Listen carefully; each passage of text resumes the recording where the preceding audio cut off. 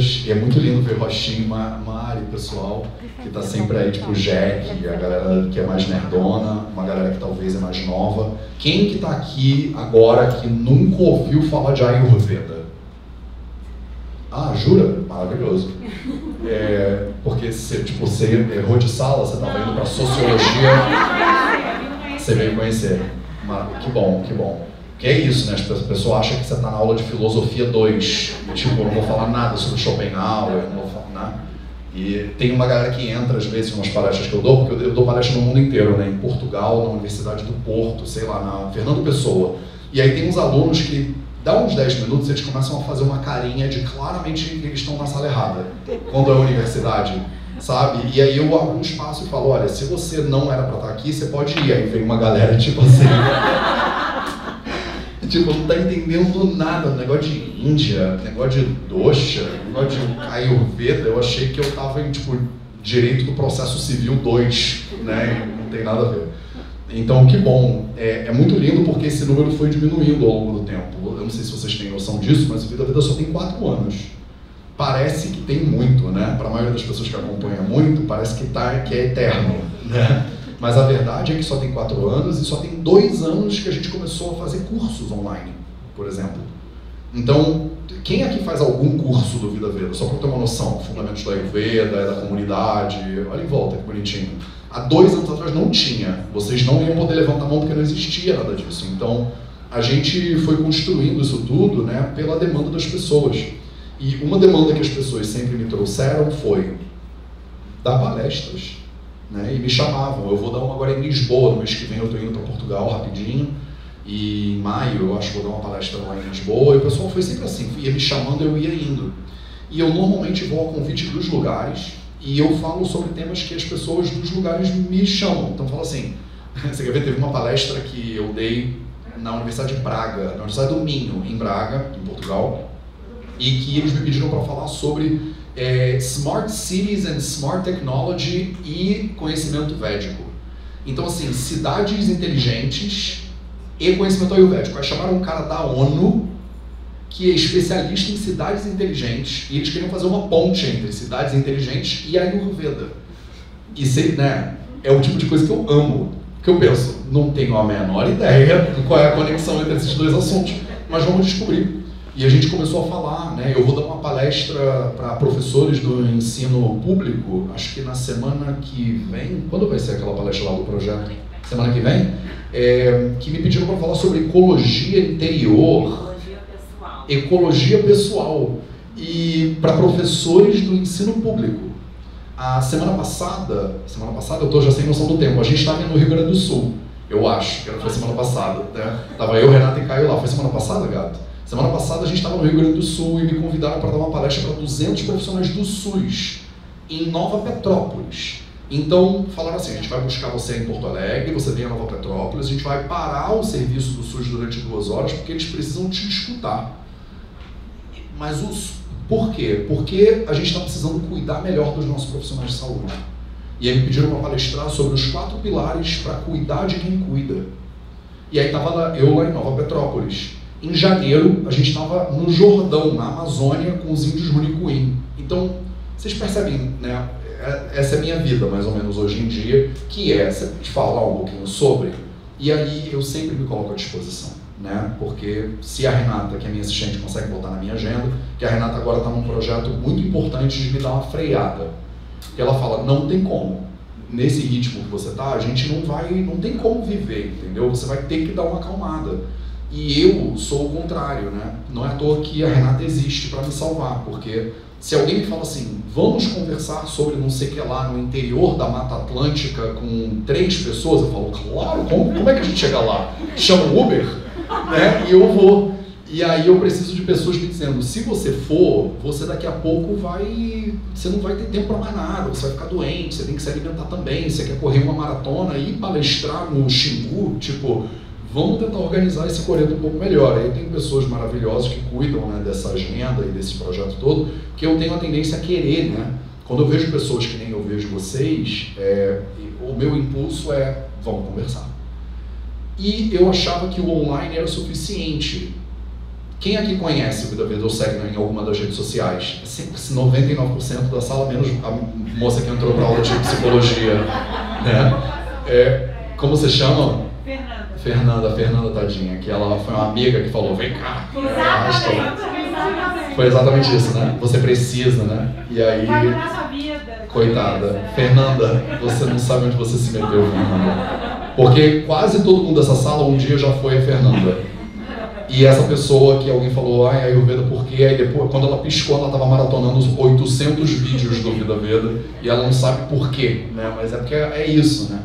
E o que é bonito, dá uma olhada no caso de vocês que estão aqui agora, por exemplo, as pessoas que estão no Zoom. As pessoas que estão no Zoom são uma comunidade do Vida Veda. Essas pessoas, elas me veem o tempo inteiro. A gente faz... tem uma mentoria que chama Mentoria Nilaya, que é o nome da comunidade. Uma vez por mês, durante 2 horas, eu sento e respondo tudo que eles me perguntam. Só que é num nível de nerdeza que não é comum. Então, por exemplo, a gente teve um encontro que me perguntaram sobre embriologia tradicional. E aí eu abri um livro de 2000 anos atrás que chama Sushruta Samhita e a gente falou sobre embriologia de acordo com o Sushruta Samhita Sharirasthana capítulo 3, que é um volume específico de anatomia, o capítulo específico de embriologia. E a galera não foi embora da sala. A galera ficou lá durante 2 horas a gente conversando sobre esse negócio. Então, é uma galera assim, que tem muito interesse, né, nesse conhecimento tradicional ayurvédico e que estão aqui para ver a palestra também, que nem sabem qual é o tema da palestra, né, mas a galera vem. Né, e eu sempre venho também. Porque a gente podia fazer isso online, não podia?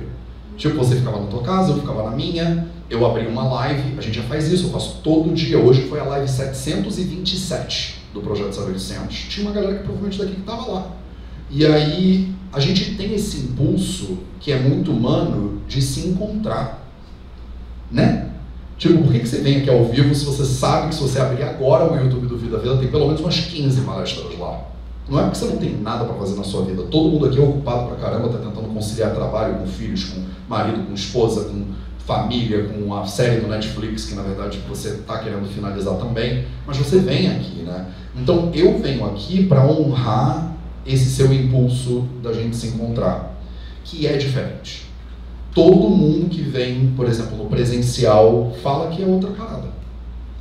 Então a gente podia ter desistido do presencial, dá mó trabalho, eu demorei 1h30 para chegar aqui, eu vim da Barra da Tijuca com um cara no mó trânsito, em 1h30 eu tinha feito uma live de 1h30, né? Só que eu falo, a gente vai lá, porque se ver ao vivo, se sentir, não tem nada mais humano do que isso. É aquela história de antigamente de se reunir em volta de uma fogueira e contar causos, né?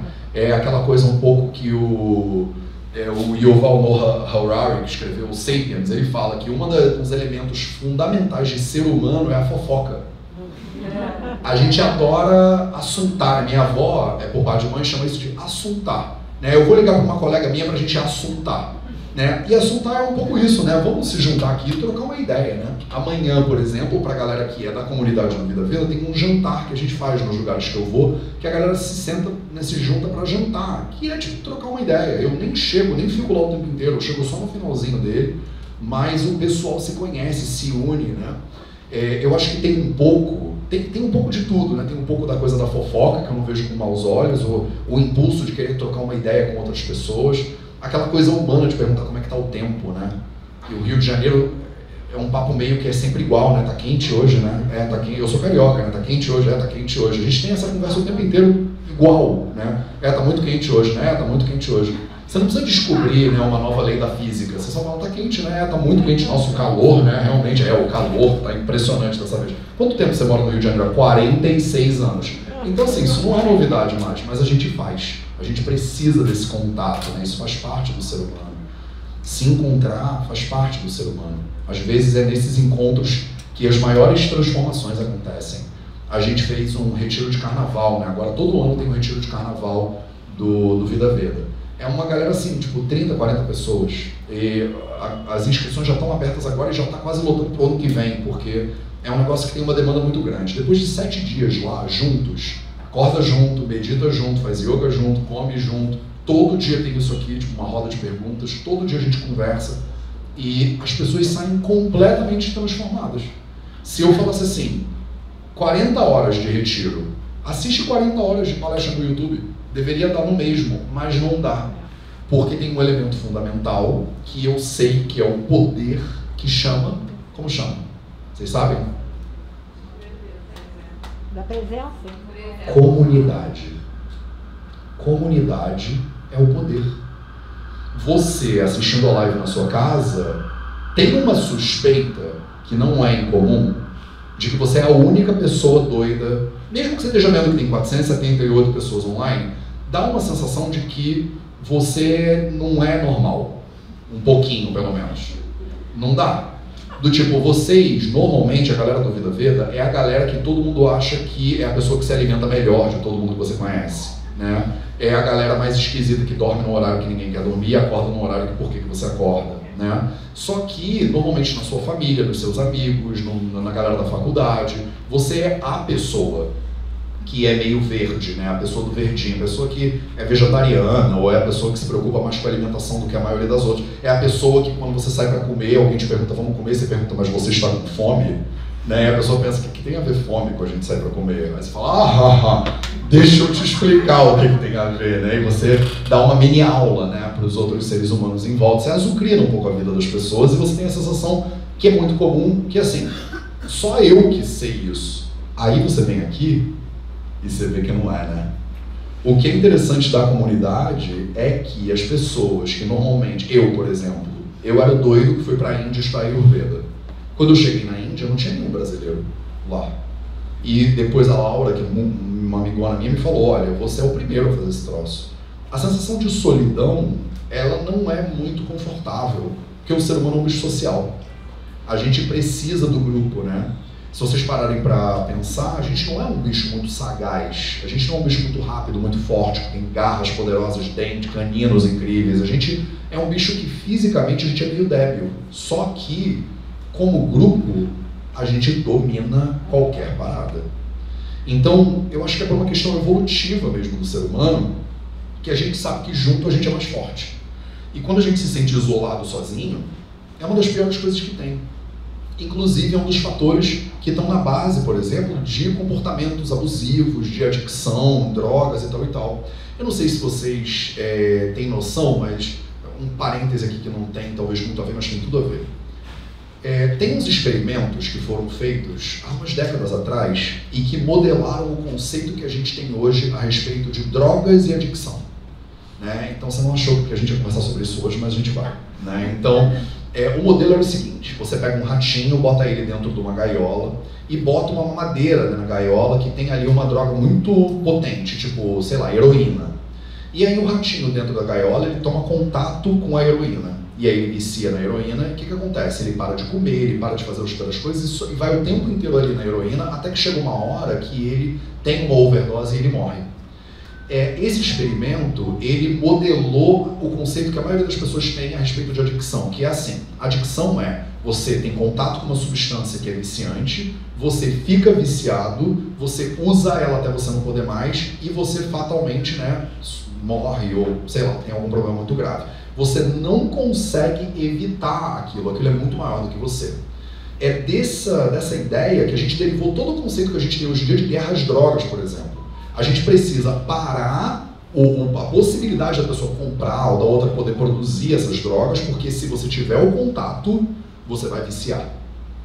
Isso modela a nossa vida década de 80, o governo Reagan nos Estados Unidos e toda essa questão que a gente faz, né, da guerra às drogas, o que modela muito a nossa vida aqui no Rio de Janeiro, não preciso explicar isso para vocês.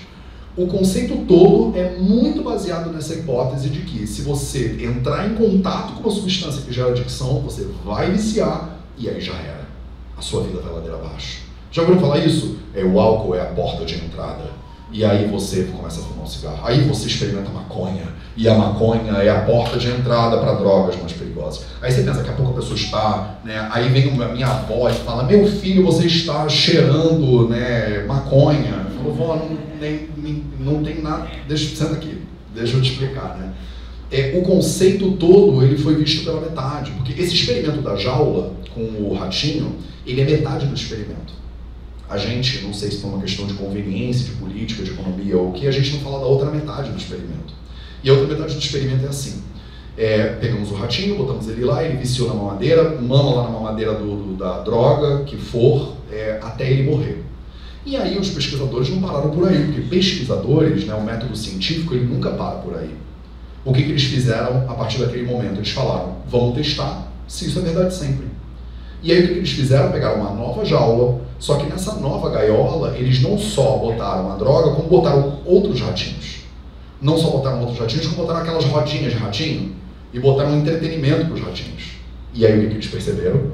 Que muitos ratinhos iam lá, provavam da mamadeira e não viciavam naquilo. Não voltavam na mamadeira.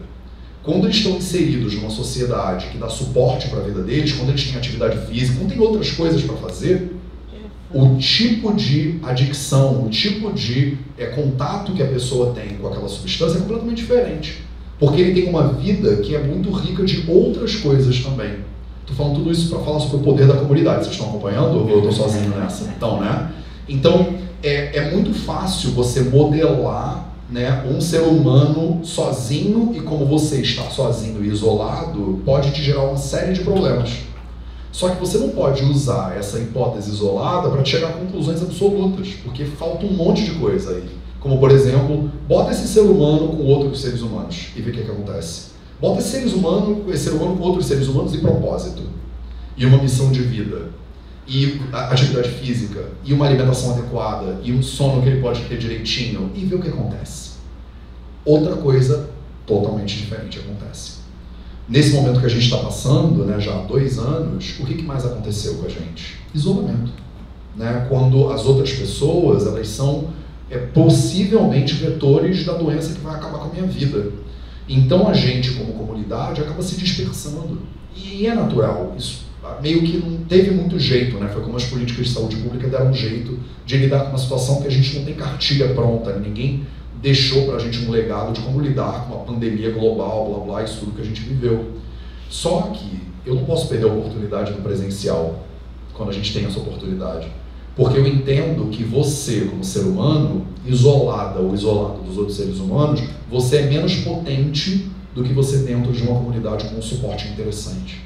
Se você é a pessoa que está tentando melhorar a sua alimentação, seu movimento, seu sono, seu silêncio, se você tenta fazer isso sozinha, numa comunidade que não apoia o teu esforço, é mais fácil ou mais difícil?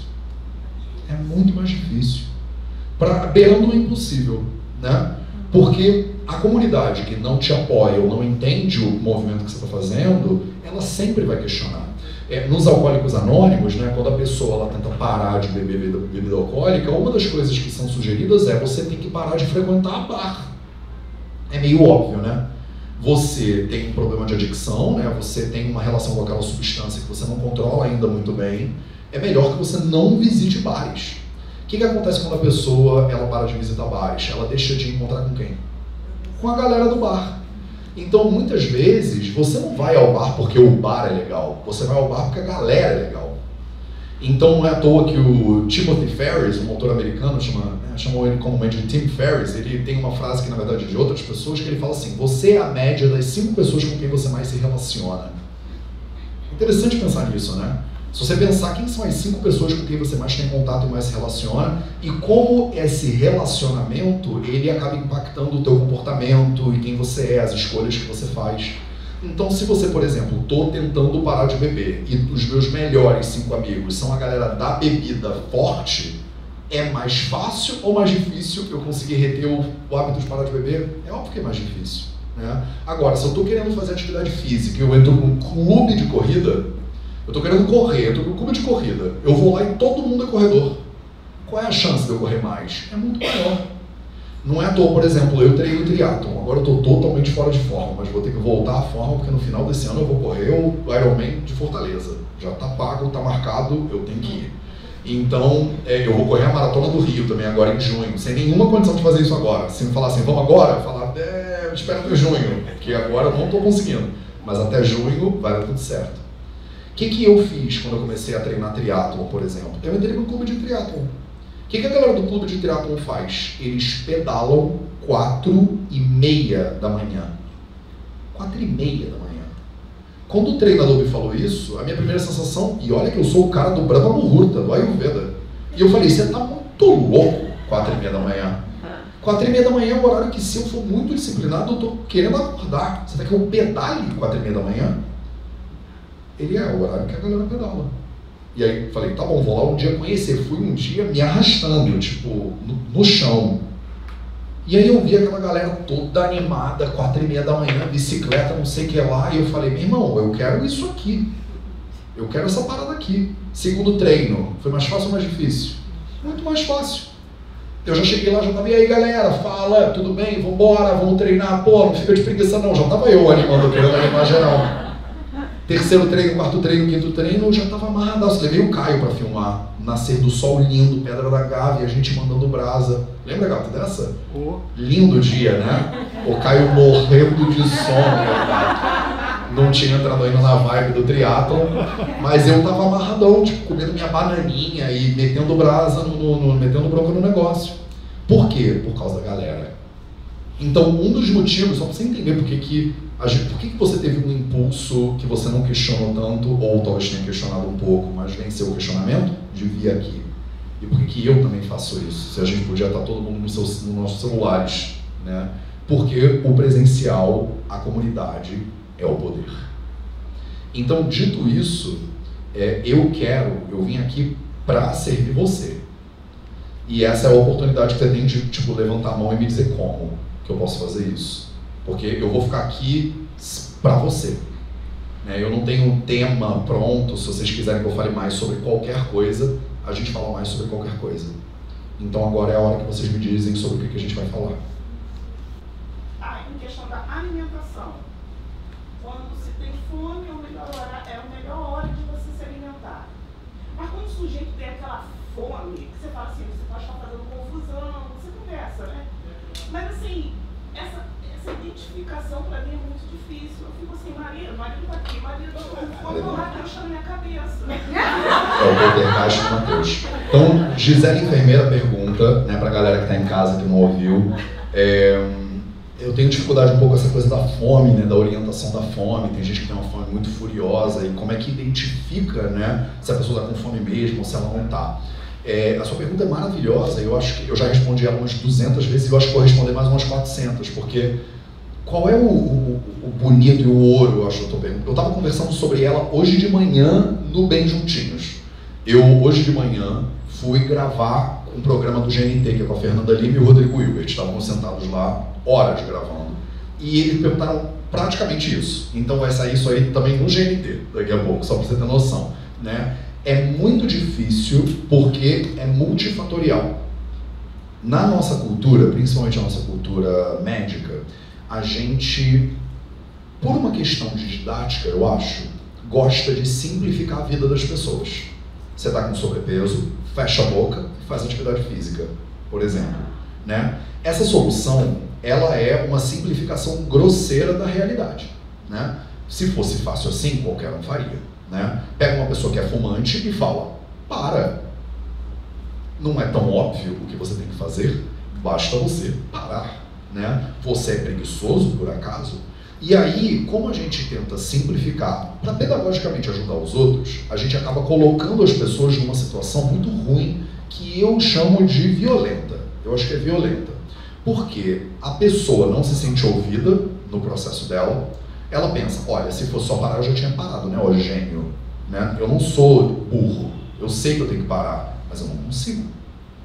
E você fala, mas isso é uma questão de força de vontade? E aí vem o que hoje está se convencionando chamar cada vez mais de positividade tóxica.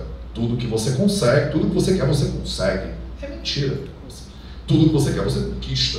Basta você visualizar que você chega lá. É claro que não. Você passou 30 anos da sua vida não fazendo atividade física. Você vai visualizar cruzando a linha da maratona de Nova York.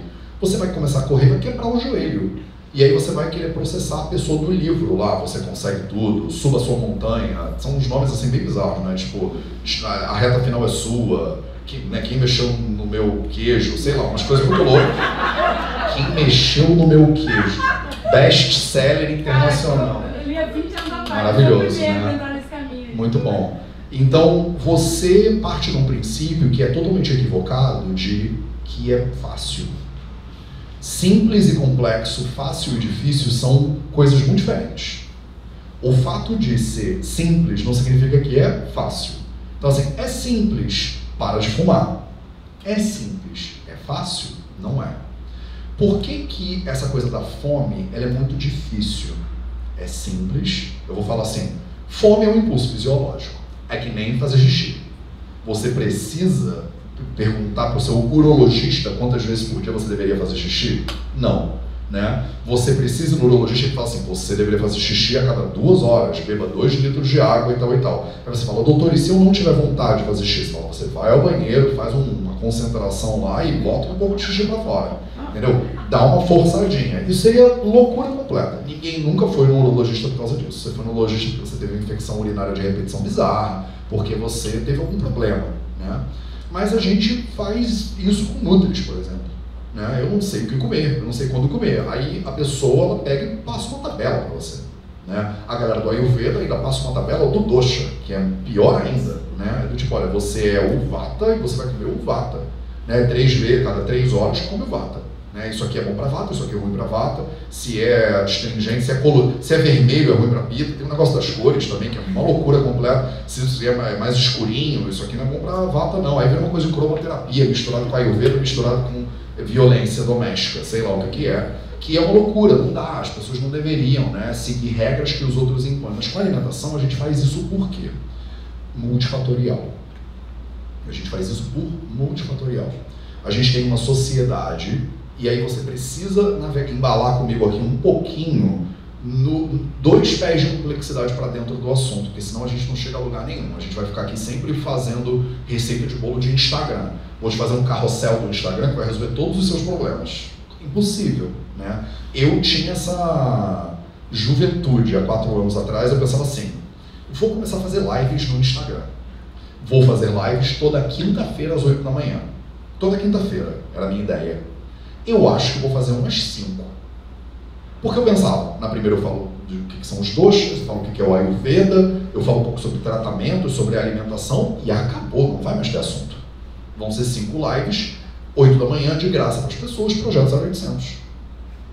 Hoje foi o episódio 727 dessas 5 lives. Quase todo dia agora. Antigamente era todo dia, sábado, domingo, feriado, descendo de avião, eu aterrissava, ligava o celular, falava, tem 4G? Tem, vamos fazer. Salve, salve, família Vida Vida, né? Tem mais de 3 anos fazendo esse negócio de maneira totalmente consistente pré-pandemia, né? Por quê? Porque a gente tem problemas que são socioeconômico, político, culturais, familiares, transgeracionais. Então, assim, como a gente fala aqui no Rio de Janeiro, o bagulho é tenso. O buraco é bem mais embaixo. E a maioria das pessoas quer receita de bolo. Ela quer saber, assim, qual é a regra do Ayurveda. Você poderia me explicar a regra do Ayurveda? Vê qual é o meu tipo e diz qual é a regra para o meu tipo. Quantas pessoas tem aqui? Vocês têm 3 tipos. Se você é vata, você é pita, você é kapha. Você é vata, você é pita, você é kapha. Todo mundo que é vata vai para lá, todo mundo que é pita vai para cá. Troquem mensagens, vocês são a mesma galera. Vocês aqui formem um grupo no Instagram, que é no WhatsApp, que vocês são totalmente iguais, gêmeos, univitelinos. Não tem nada a ver, né? Cada uma de vocês tem um histórico completamente diferente. O que une a gente muitas vezes? Por exemplo, estou aqui agora no Rio de Janeiro. A gente tem uma cultura, desde que eu me entendo, eu cresci no Rio de Janeiro. A gente tem uma cultura que lida muito com violência, por exemplo. Lida muito com insegurança. A sensação de você sair de casa, não importa onde você mora, e você, às vezes, questionar se você vai voltar em segurança para casa. Vocês que têm filhos e filhas, ele vai sair para uma balada, para uma festa, seja lá o que for, e você fica preocupada de noite, acordada. Com razão. A galera da Finlândia não fica tão preocupada que nem a galera do Rio de Janeiro. Isso afeta a maneira como você escolhe comida? É claro que afeta. Então o vata do Rio de Janeiro e a pessoa que é vata da Finlândia escolhem comida da mesma maneira? É claro que não. Por quê? Por causa da violência. Olha que louco. A gente pensa nisso quando vai ao médico, o médico fala assim, o quão violento é o lugar onde você mora? Não. Mas isso é um fator decisivo no teu processo de escolha.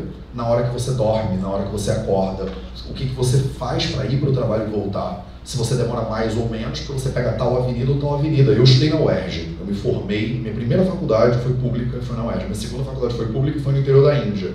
Então eu me formei em 2 faculdades, as 2 de sistema público de educação, as 2 em países em desenvolvimento, como a gente chama. Eu voltava da UERJ ou pelo Alto da Boa Vista, ou pelo Rebouças, ou pela Grajaú Jacarepaguá. São 3 caminhos da gente vir, né? Cada hora um estava melhor ou o outro estava pior. A galera que está assistindo em casa, que mora no interior do Rio Grande do Sul, não está entendendo nada, né? Porque, tipo, qual é a diferença desses 3 caminhos? É muito diferente, esses 3 caminhos. Eu tenho um colega, então, quando eu fiz 18 anos, eu comecei a trabalhar. Eu sempre quis trabalhar, desde os 15. Eu sou capricorniano, né?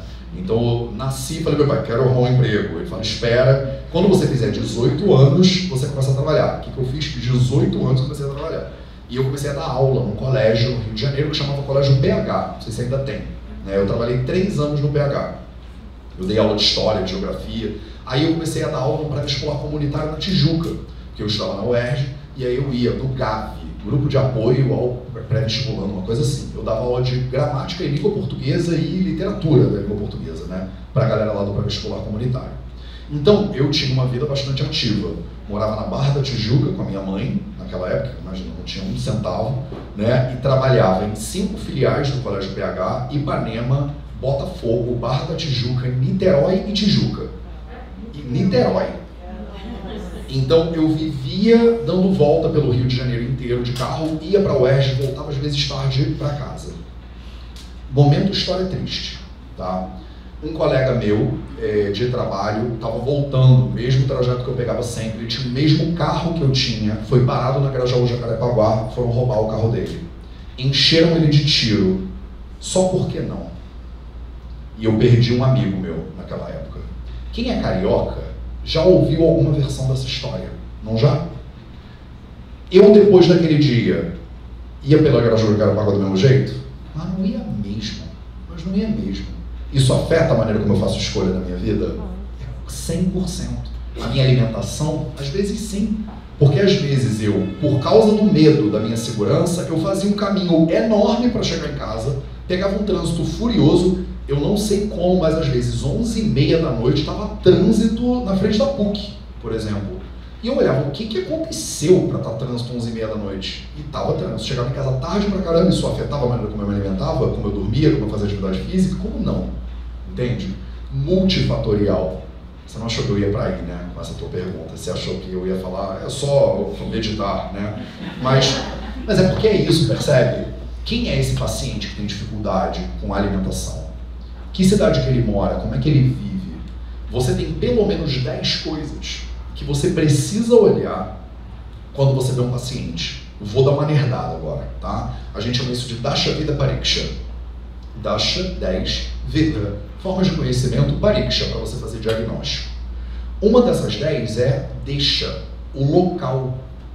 É só sobre isso que eu estou falando agora. São 10. Eu estou gastando esse tempo todo falando sobre um desses aspectos. Como o local onde você mora afeta completamente quem você é e as escolhas que você faz. E a gente pensa que não. A gente acha que não afeta. Você mora no Brasil. O seu Jorge diria, né? Você não sabe se mora muito bem ou muito mal. Você só sabe que você agora é parte do país. A inteligência é fundamental. Né? A farofa carioca. Pra galera que... Né? A galera da internet também nunca ouviu farofa carioca na vida. Porque era uma farofa carioca. Era seu Jorge antes do seu Jorge, né? E ele tinha essa frase que eu acho genial, que é, moro no Brasil, não sei se moro muito bem ou muito mal, só sei que agora faço parte do país, a inteligência é fundamental. O local onde você mora afeta a tua saúde, sim ou não? Sim. É claro que afeta. A gente vive num país que a Anvisa classifica os agrotóxicos entre 1 e 4. 1, 2, 3, 4. O 4 é o menos tóxico para a saúde, o 1 é o mais tóxico para a saúde. Tem um deles que chama glifosato. Quem já ouviu falar de glifosato, levanta a mão. Quase todo mundo. Se você tivesse que chutar glifosato, sendo 1 o mais grave e 4 o menos grave, glifosato é o quê? 4, de acordo com a Anvisa. Glifosato é pouco tóxico, de acordo com a Anvisa. Se você entrar na página do Instituto Nacional do Câncer, o INCA, tem lá uma tabelinha dos agrotóxicos que são mais usados, liberados pela Anvisa, porque tem um monte que não é liberado pela Anvisa. Tem os que são liberados, são classificados de 1 a 4, o glifosato é número 4, quer dizer que tem outros que são número 1. E aí o INCA coloca lá. Tem toda uma discussão na literatura médica sobre a relação entre esses agrotóxicos e o desenvolvimento de câncer. E tem. Isso é uma discussão ainda, isso não está pacífico na doutrina. Mas a gente já tem evidência suficiente, por exemplo, para ver uma correlação. Principalmente em quem? Nas pessoas que têm contato mais direto com os agrotóxicos.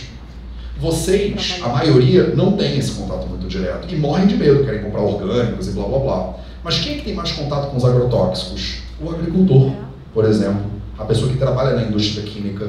Essas pessoas são as pessoas que têm mais contato com os agrotóxicos. Elas desenvolvem mais doenças do que vocês que não trabalham nessa indústria. E aí eles conseguem correlacionar, por exemplo, o uso de glifosato com câncer, linfoma não Hodgkin. É um tipo de câncer, né? Não faz diferença, não vou entrar em detalhe aqui agora, isso aqui não é o grupo de estudos de casos clínicos, né? Mas você tem uma relação entre glifosato, classificação 4 pela Anvisa, não é muito tóxico, com o desenvolvimento de câncer, linfoma não Hodgkin, por exemplo. Imagina o número 1, que é muito tóxico. Essas coisas são espreadas na sua comida. Tem países que isso é permitido, tem países que isso é proibido. Se você mora no Brasil, eu não sei se você mora muito bem ou muito mal, mas você é parte do país. A inteligência é fundamental, né? Você precisa entender que deixa, o lugar onde você mora, em sânscrito, deixa, ele é fundamental na formação das suas opções, por exemplo. Kala, outro elemento fundamental no processo de decisão de qualquer ser humano. Kala significa tempo. Dependendo da sua idade, o seu padrão de decisão ele vai ser diferente. E vocês querem regra. A maioria das pessoas quer regra. Mateus, eu sou vata, o que é que eu como? Quando? Não, quando eu sou vata. Não, mas quando? Quando você tem 5 anos, 15 anos, 25, 38, 43, 79 anos, você come a mesma coisa de acordo com a Ayurveda? Não. Porque a predominância, por exemplo, dos doshas na sua vida são totalmente diferentes.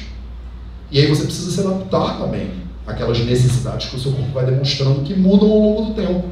Então olha que bonito, no momento que eu te dou uma regra com uma mão, eu tenho que te tirar ela com a outra. Então pra que a gente fica dando tanta regra? Que ela vai expirar. Ela não dura nada. Você bota a regra na prateleira, ela já expirou, porque a tua vida mudou. Você começou um relacionamento novo, muda a condição? Muda. Então assim, dá muito trabalho fazer uma análise multifatorial da vida. Porque a vida, o ser humano, é um sistema complexo. Então tem muitas coisas acontecendo ao mesmo tempo. Não só tem muitas coisas acontecendo ao mesmo tempo, todo sistema complexo tem muitas coisas acontecendo ao mesmo tempo, como ele é um sistema complexo e aberto. Não é um sistema fechado, é um sistema aberto. Aberto significa que ele sofre influência dos outros sistemas. Você foi lá, fez um curso de Ayurveda, se preparou inteiras. Entendi, Mateus, agora eu entendi. Aí você encontra com um maridão e ele fala, amor, você vai comer isso? Aí você fala, não pode comer isso? Ah, não. E aí começa toda uma questão. E aí você fala, realmente, eu não vou comer isso. Mas e o curso de Ayurveda?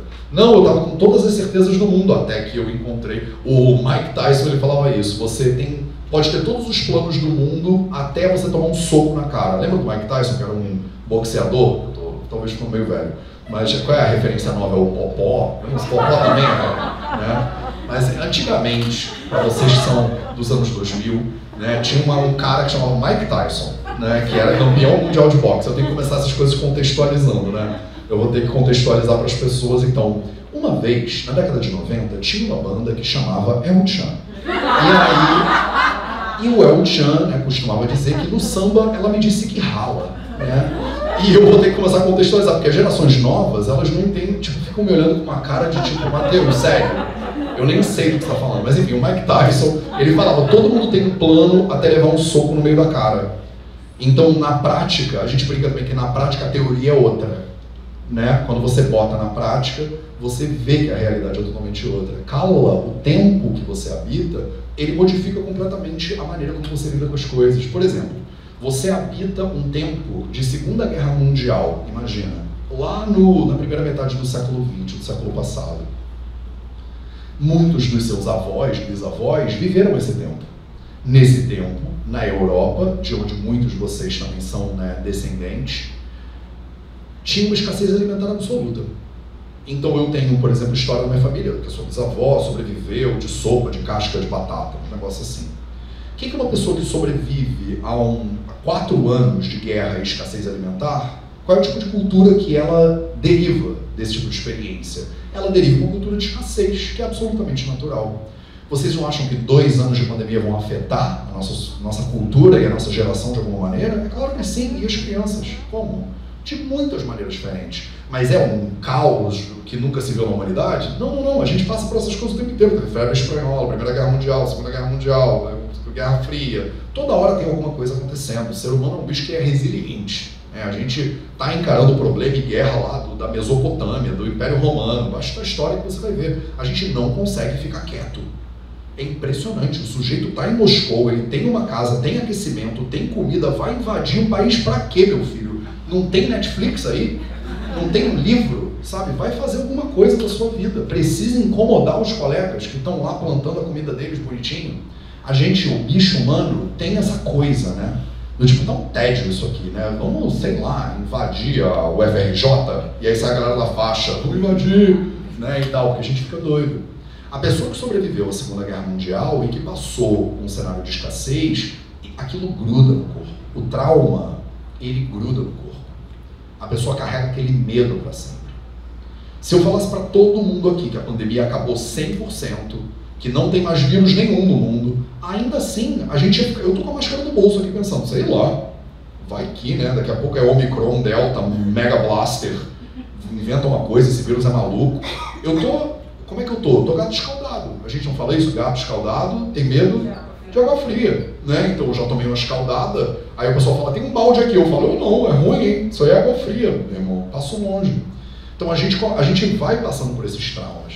Se vocês não entendem nada de trauma, recomendo ler o Peter Levine, pelo menos, que é uma introduçãozinha à psicologia do trauma. Tem vários livros, né? Alguns deles tem um em português, que é o do Tigre, né, que foi traduzido para português. Tem um que chama Healing Trauma, que não tem em português, que é Curando o Trauma, ou Sanando o Trauma, que são perspectivas muito interessantes a respeito de trauma, de como um fenômeno que acontece na sua vida, ela pode marcar a sua vida durante muito tempo.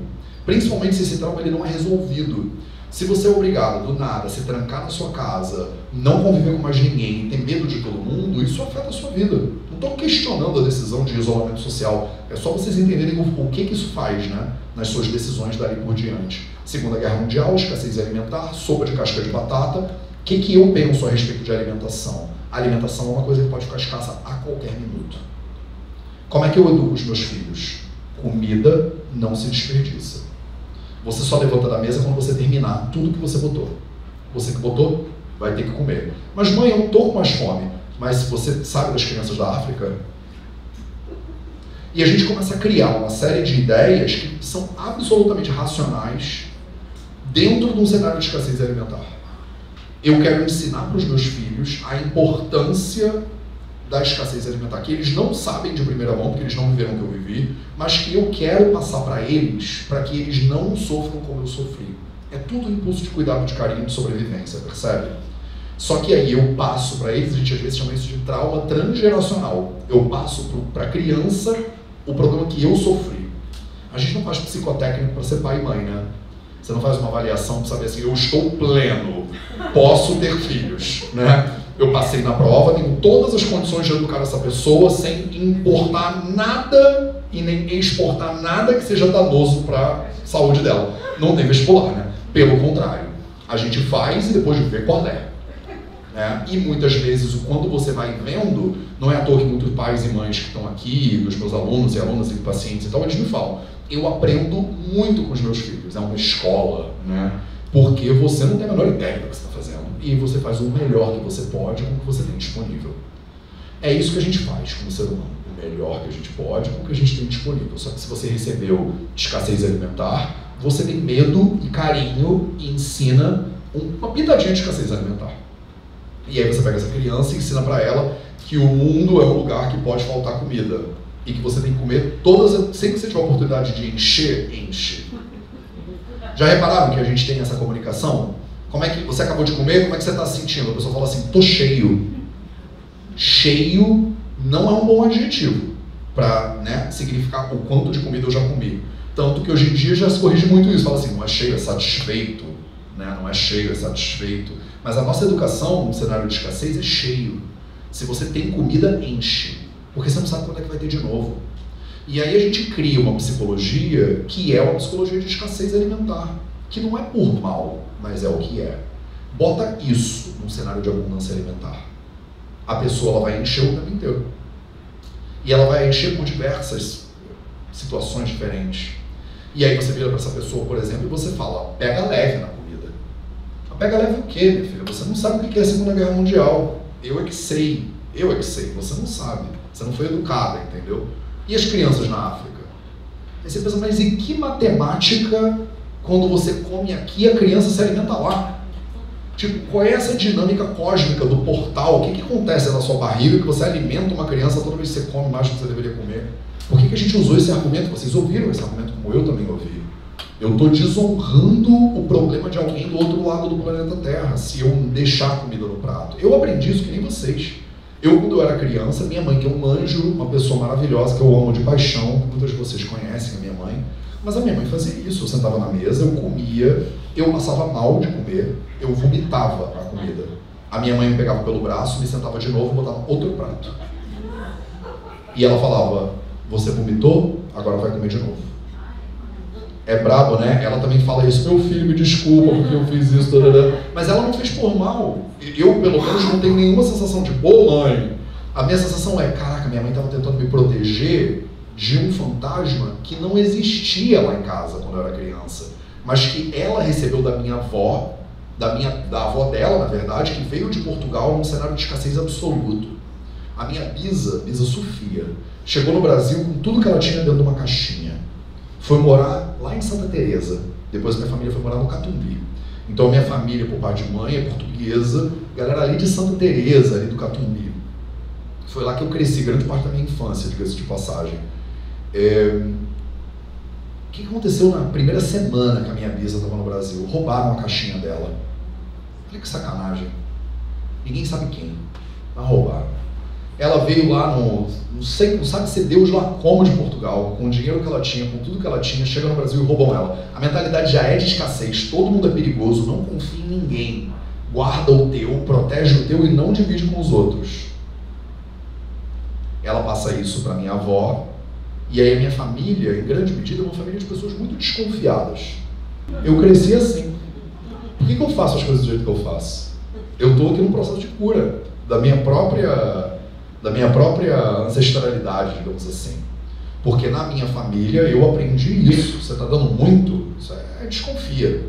Minha avó, mãe da minha mãe, inclusive, ela falava assim, se alguém te convidar para ir, você fala assim, vai primeiro que depois eu vou. É muito bom, né? Vai lá. Minha avó falava uma que era muito boa, que ela falava assim, o nome dela é Marli. Marli, você vai? Ela falava, se você me vir lá é porque eu fui. Se você me vir lá é porque eu fui.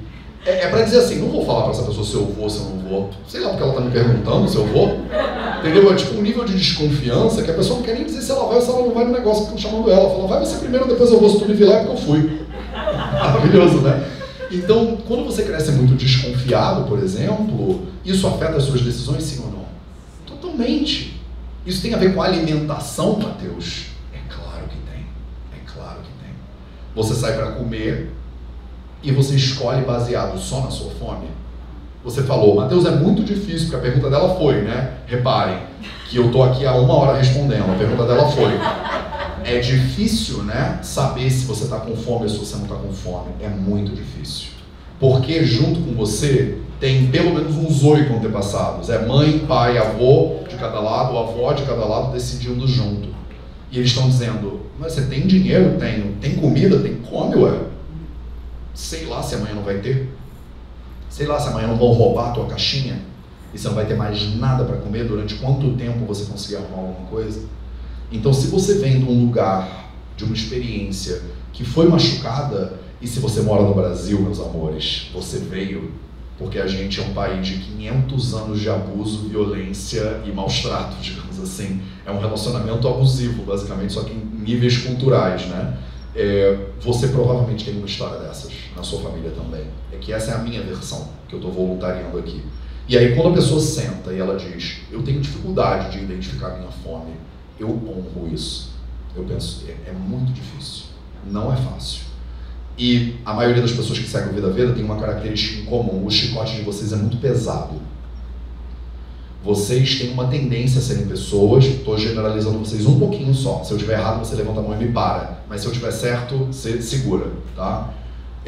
Vocês são pessoas que têm um chicote muito pesado. As pessoas que estão procurando melhorar de saúde, Vocês têm uma dificuldade muito grande, eu também tenho, de honrar tudo que você já conquistou, por exemplo. Tipo, hoje eu consegui fazer uma refeição melhor do que eu fazia no ano passado. A tendência é, que droga que eu comi de novo aquela coisa que eu já sabia que eu não tinha que comer. E o chicote é muito pesado. Então a autocobrança, ela é um inimigo na tua jornada, sem dúvida nenhuma. Porque você está fazendo o melhor que você pode com o quê? Com o que você tem disponível. Só.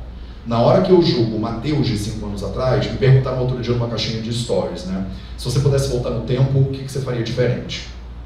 E tem muita gente que, quando é perguntado se você pudesse voltar no tempo, o que você faria diferente, vem com um papo que eu acho balela, que é tipo assim, eu não faria nada diferente, porque tudo que eu fiz me transformou na pessoa que eu sou, e eu não vou mudar a linha do tempo, porque senão de volta pro futuro, não sei o quê, e aí eu nunca teria conhecido a minha esposa, que é um anjo de asas, e não sei o que lá. E eu, na mesma hora, eu pensei, eu teria virado vegano muito antes. Tipo, muito antes. Se eu pudesse voltar no tempo, o quê? Ah, mas vai mudar todo o seu espaço-tempo. Que bom! Eu ia ser uma pessoa ainda mais coerente com o que eu acredito hoje. Porque você está perguntando hoje. Eu vou te encher de filosofia do espaço-tempo? Não. Se eu voltasse no tempo, eu viraria vegano mais cedo. É isso que eu faria. Simples assim. Agora, se eu pegar e julgar o Mateus de 15 anos atrás, porque ele não virou vegano antes, porque esse garoto é um idiota, porque ele não pesquisou na internet, as informações estavam lá. Eu virei vegetariano com 15 anos de idade, há 23 anos atrás. Eu era um vegetariano horroroso. Eu comia muita carne quando eu tinha 15 anos. Eu dava PT em churrascaria. Vocês entendem o que é isso? Você ir nessas churrascarias que tem no Rio de Janeiro e você ser um adolescente e o meu pai, ele saber que ia valer o dinheiro. Ele, tipo assim, suas irmãs são pequenininhas, eu tenho 2 irmãs mais jovens, elas vão dar prejuízo. Sua mãe come mais ou menos, come uma ponta de picanha no alho e não sei o que, não vai querer comer as outras coisas. Mas o Mateus vai compensar a família toda. A ideia era mais ou menos essa. E vocês podem pensar, mas você, Mateus, eu achei que você já tinha saído do útero falando sânscrito. Não, pelo contrário. Eu ia no Gepeto. Quem já foi no Gepeto, lá em Vargem Grande? Aí eu pedi um negócio numa picanha, que era uma lapa de um negócio, eu não sei quantos animais precisavam para fazer aquela picanha, mas era muita coisa. E ela vinha com uma capa de catupiry em cima, eu comia aquilo tudo sozinho, tá? Sozinho. Então a minha família tinha um orgulho desse menino.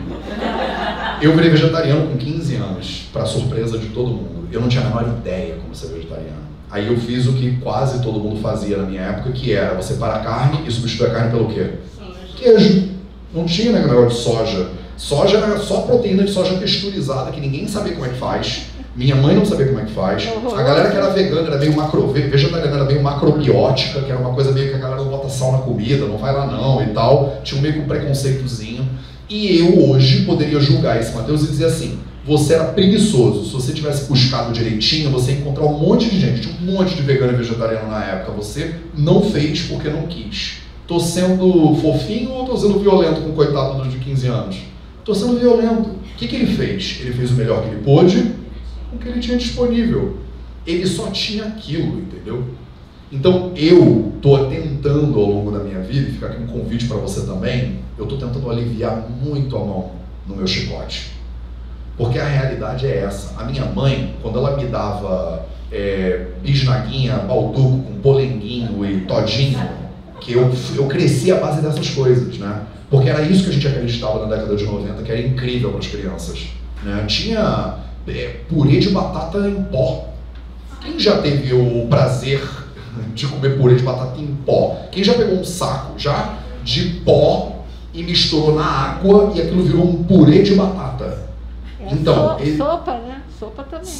Mas purê de batata, nunca viu? Você agradeça aos deuses todos os dias, que você nunca precisou comer purê de batata em pó.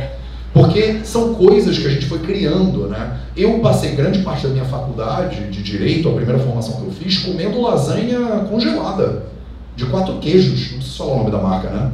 Botava ela, todo mundo sabe, botava ela, abria uma tampinha dela, porque ia sair uma fumacinha, botava e mandava aquilo ali como felizão, achando que eu estava arrasando. Se eu olhar para esse cara no passado, eu tenho vergonha. Eu falo para ele, não vou falar isso em público, depois botar isso no YouTube. Vocês não contem para ninguém, pelo amor de Deus. Né? É que eu sou cara de pau, né?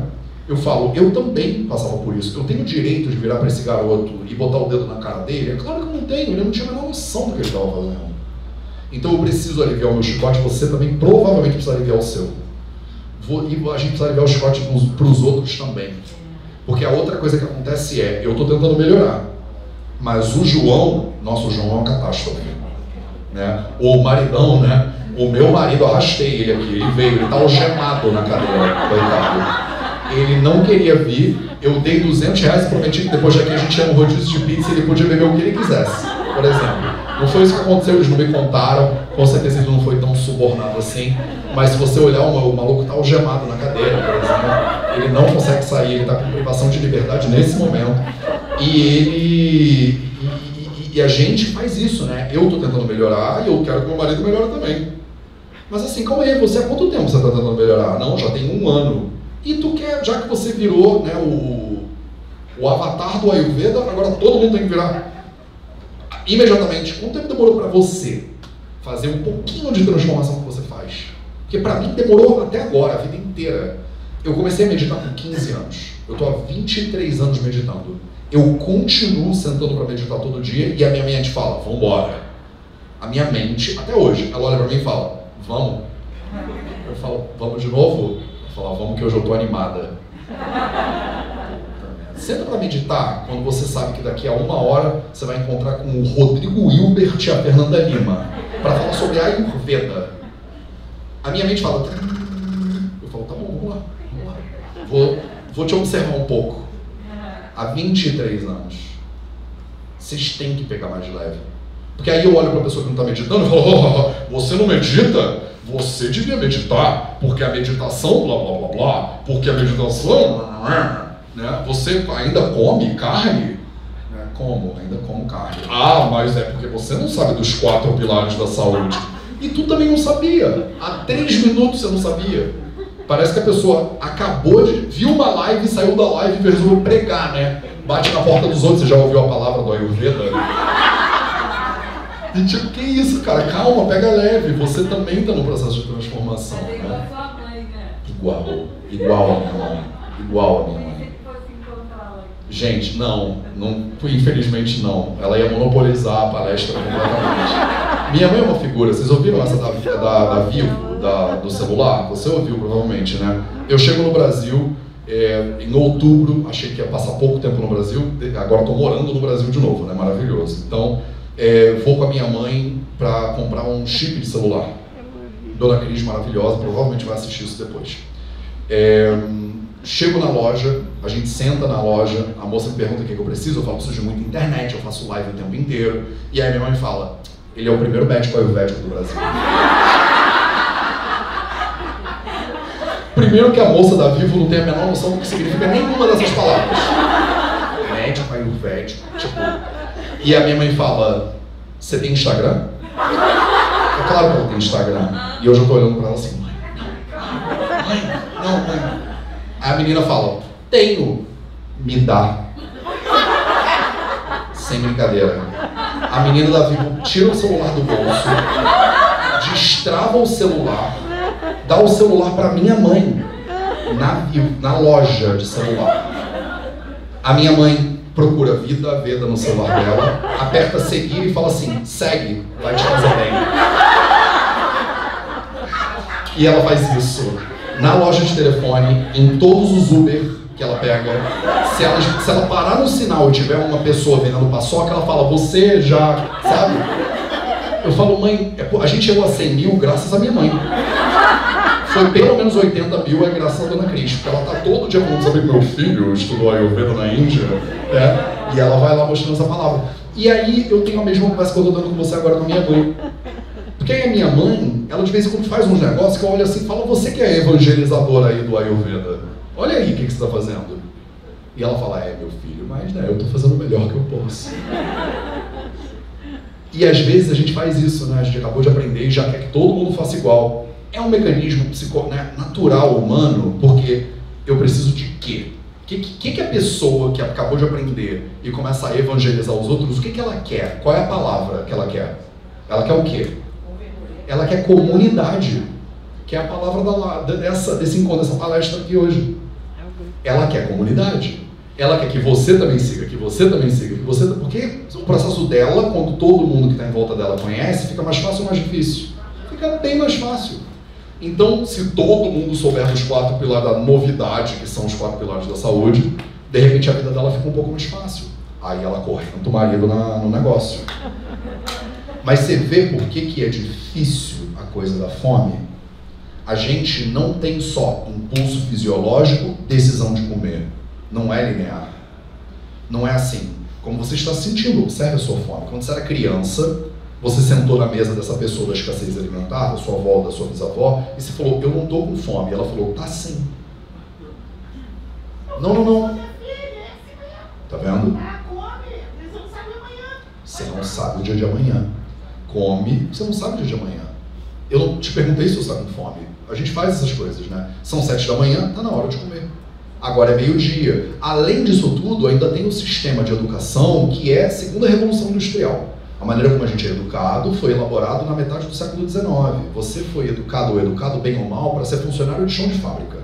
Eu sei que você fez psicologia, ciências sociais, teatro, polidense, sei lá as coisas que as pessoas se formam hoje em dia, né? Porque tem esse negócio, eu fiz MBA em polidense, maravilhoso. Você se formou em milhões de coisas diferentes, mas você foi educada num sistema que é para você ser operário de chão de fábrica. Quer dizer, tem hora para comer. Toda vez que você fala para sua filha assim, que você está com fome, sim, ela perde a habilidade dela um pouquinho.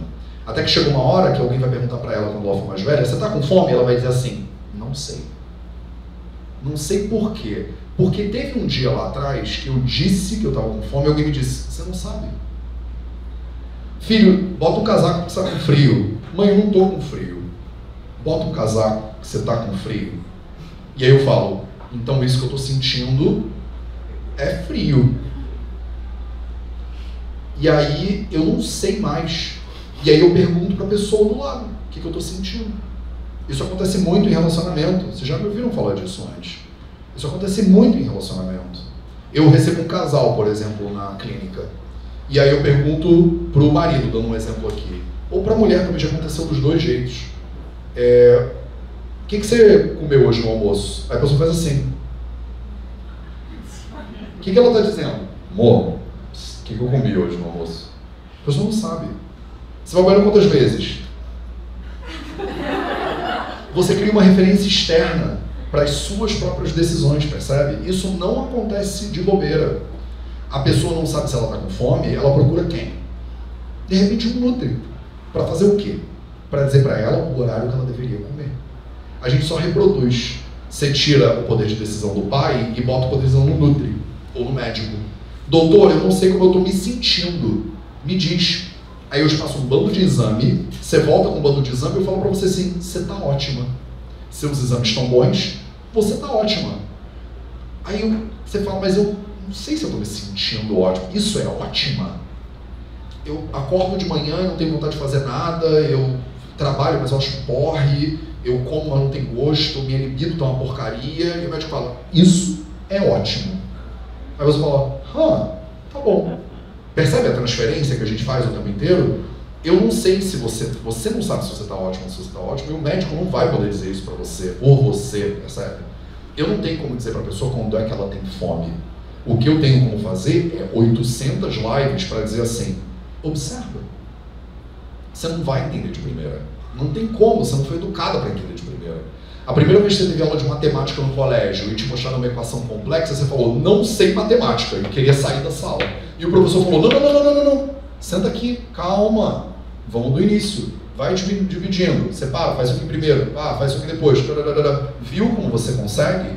Aí você, quem aqui fala mais de uma língua estrangeira? Falou uma língua estrangeira, por exemplo, além de português, por exemplo. Primeira vez que você ouviu a língua estrangeira, você não foi tipo a gênia da língua estrangeira. Tem gente que acha que eu sei falar sânscrito. É mentira, meu sânscrito é uma porcaria. Né? Pro nível que você pode ter, o meu sânscrito é uma porcaria. Agora, eu estou há 8 anos estudando sânscrito.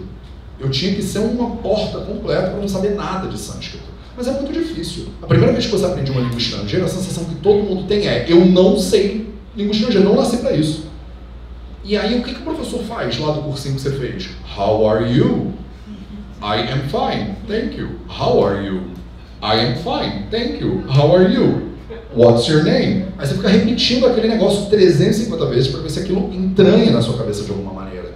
Na China, era muito interessante quando eu morei lá, porque o sistema educacional deles ainda é mais estrito, quadrado do que o nosso. E eles aprendem por memorização, língua estrangeira. Então, se ele fosse aprender português, ele aprenderia, por exemplo, qual é o seu nome? Meu nome é Matheus. Como você tá? Tá tudo bem. E você? Tá tudo bem. E aí, por exemplo, a gente pergunta, né? Oi, tudo bem? Como você tá? Ele fala, eu estou bem. E você? Ah, eu estou bem. Como é o seu nome? O meu nome é Matheus. E o seu? Ah, o meu nome é João. E aí eles aprendem isso. Então, por exemplo, eu estou conversando com você e eu pergunto, como é que é o seu nome? Você fala, meu nome é Matheus. E o seu? E aí você vira para o aluno chinês que está aprendendo inglês, por exemplo, e fala assim, não, eu estou perguntando qual é o seu nome. Aí ele fala, não, eu estou perguntando qual é o seu nome. Porque um jogo de aprendizado deles é baseado em repetição. É assim que a gente aprende mandarim, por exemplo. É assim que a gente aprende muitas coisas na cultura védica também. É uma repetição muito crua, muito dura mesmo, muito quadradinha, né? E isso faz com que a pessoa tenha uma dificuldade de entender, né, a estrutura da língua. E a primeira vez que a pessoa entra em contato com uma língua estrangeira, ela acha, não sei fazer. Primeira vez que todo ser humano tentou andar pela primeira vez, conseguiu? Claro que não. Se você pegar qualquer ser humano que está começando a andar, a sensação que dá é, esse aí não vai conseguir. Não vai. Se você pegar o mais rápido do mundo, o Usain Bolt, e você deve pensar assim, o Usain Bolt deve ter saído de dentro do útero da mãe dele e já dado uma disparada em direção a algum lugar. Você não pensa que até o Usain Bolt, que é o ser humano mais rápido do planeta, a primeira vez que ele levantou, ele caiu de novo. E aí, a mãe dele fez o quê? Esse aí nunca vai andar? Não, falou, vem meu amor, vamos embora de novo. Aí ele tenta de novo e cai de novo. Quantas vezes um bebê tem que cair no chão para a gente desistir dele andar? Quantas? Não tem esse número, porque você vai tentar até você conseguir. Vocês, muitas vezes, desistem, né, do aprendizado. E dizem, olha, Matheus, eu tentei me alimentar melhor, mas não dá. Quantas vezes você tentou? Não, eu estou tentando desde janeiro. Caramba, desde janeiro, Olha que maravilha. Você lembra quando você começou a aprender a ler e escrever? Quantos anos demorou? E quanto tempo você foi ruim em ler? Você lembra? Pega uma criança que acabou de começar a ler, e aí dá um livro para ela, 6 anos de idade, 7, ela lê, o cachorro.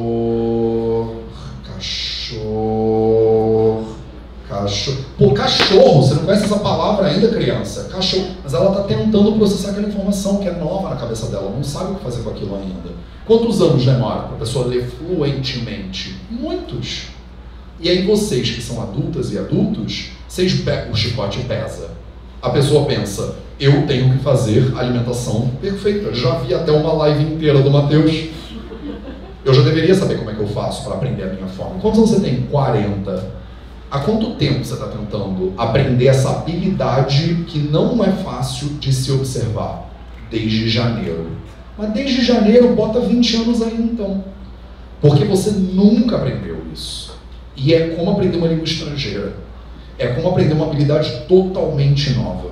Você não tem nem parâmetro para entender. É como você fazer uma atividade física, eu não sei se vocês já fizeram isso, uma atividade física que você não sabe como começa. Então, por exemplo, eu lá na Índia resolvi fazer slackline. Você sabe o que é slackline? Né? Aqui no Rio de Janeiro é muito comum, né? Você bota entre duas árvores uma fita, né, de alguma coisa, você sobe naquela fita e você anda na fita. Eu lá na Índia, porque, sei lá porquê, resolvi comprar um slackline na internet, e aí eu ia para o campus da universidade, amarrava entre duas árvores e falei, vou aprender slackline. Né? Entre todas as outras coisas que eu tinha que fazer, comecei a aprender slackline. E eu vi as pessoas aqui no Rio de Janeiro fazendo e pulando e dando cambalhota. Eu falei, esse negócio é muito fácil. Eu estou estudando sânscrito. Né? Slackline não pode ser difícil. Quantas vezes você acha que eu caí do slackline até eu começar a ficar de pé nele? Tipo, todas. Dias. Até que eu cheguei no ponto que eu falei assim, eu acho que eu não nasci para andar de slackline. Tipo, a minha perna não tem o músculo. Mas é que não é que ela não tem o músculo, é que eu nunca tinha usado o músculo. Eu nunca, na minha vida inteira, precisei me pendurar numa fitinha e caminhar com um pé de cada vez. Nunca precisei fazer isso. Não é à toa que depois de 20 e tantos anos de idade, quando eu fui tentar fazer isso, eu não consegui. Olha que surpresa maravilhosa. Né? A tendência é exatamente, isso é o óbvio absoluto. Se você nunca fez uma coisa antes, quando você tentar fazer, a tendência de você não ter a musculatura necessária para isso é muito grande. A probabilidade de você não saber como começar é muito grande. Quando eu falo essas coisas para vocês, observe a sua alimentação, observe a sua fome, o que eu estou te pedindo é uma coisa que você não sabe onde fica. Tipo, isso está onde no corpo? Tipo, onde que sente isso? Porque xixi eu sei sentir. Ninguém precisa, provavelmente, aqui de uma orientação de palestras sobre como é a vontade de fazer xixi. Você foi educada para aprender isso. Agora, quando você fez xixi na cama pela primeira vez, quando você fez xixi na cama da segunda vez, se na terceira vez que você fez xixi na cama, tua mãe fosse lá e botasse um catéter na sua uretra e falasse assim, essa criança nunca vai ter controle. Bota um catéter na criança.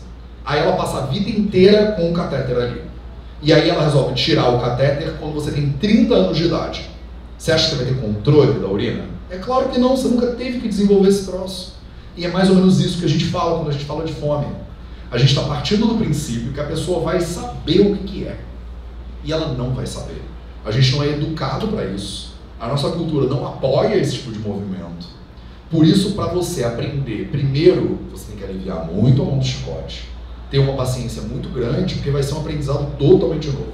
Você nunca fez capoeira na vida, você vai fazer pela primeira vez. Primeira aula de capoeira que eu fiz na vida, no dia seguinte, doíam músculos da minha bunda que eu não sabia que tinha. Porque eu nunca tinha usado as musculaturas. Eu falava, gente, eu não sabia que isso aqui é um músculo, tá doendo. Porque eu nunca tinha usado. Na primeira vez que você usa, dói. Experimenta ficar com o braço engessado, por exemplo. Quem já teve que engessar algum membro do corpo aqui, alguma vez? Vocês lembram como foi? Que antigamente engessava-se. Você está passando por isso agora, olha lá, ela está de botinha, olha só. O que acontece quando você engessa o braço de um ser humano, por exemplo? Hoje em dia está se fazendo isso cada vez menos, né? Porque não é uma modelagem interessante para recuperação. Hoje em dia a gente fala muito mais de recuperação ativa, né? Do que de repouso absoluto. Então, você engessa o braço de um ser humano, quando você tira aquele gesso 1 mês depois, 2 meses depois, 6 meses depois, ele está verde. Ele está verde sem movimento. Um braço que você usou ao longo de 30 anos da sua vida, que ficou paralisado durante 4 meses, olha o tamanho da fração, ele perde a capacidade de movimento. Você tem que fazer fisioterapia para lembrar como é que usa o braço que você já usou a vida inteira e que você esqueceu como é que usa durante 4 meses. Uma habilidade que você já teve é difícil de adquirir. E uma que você nunca teve. Percebe? O que vocês estão tentando fazer quando você tenta adquirir novos hábitos, quando você tenta fazer atividade física todo dia, é porque quando eu falo parece que é simples e fácil. Mas não é simples e fácil. É simples. E eu falo, atividade física todo dia, pelo menos 30 minutos. Observa a sua fome, só come de acordo com a fome.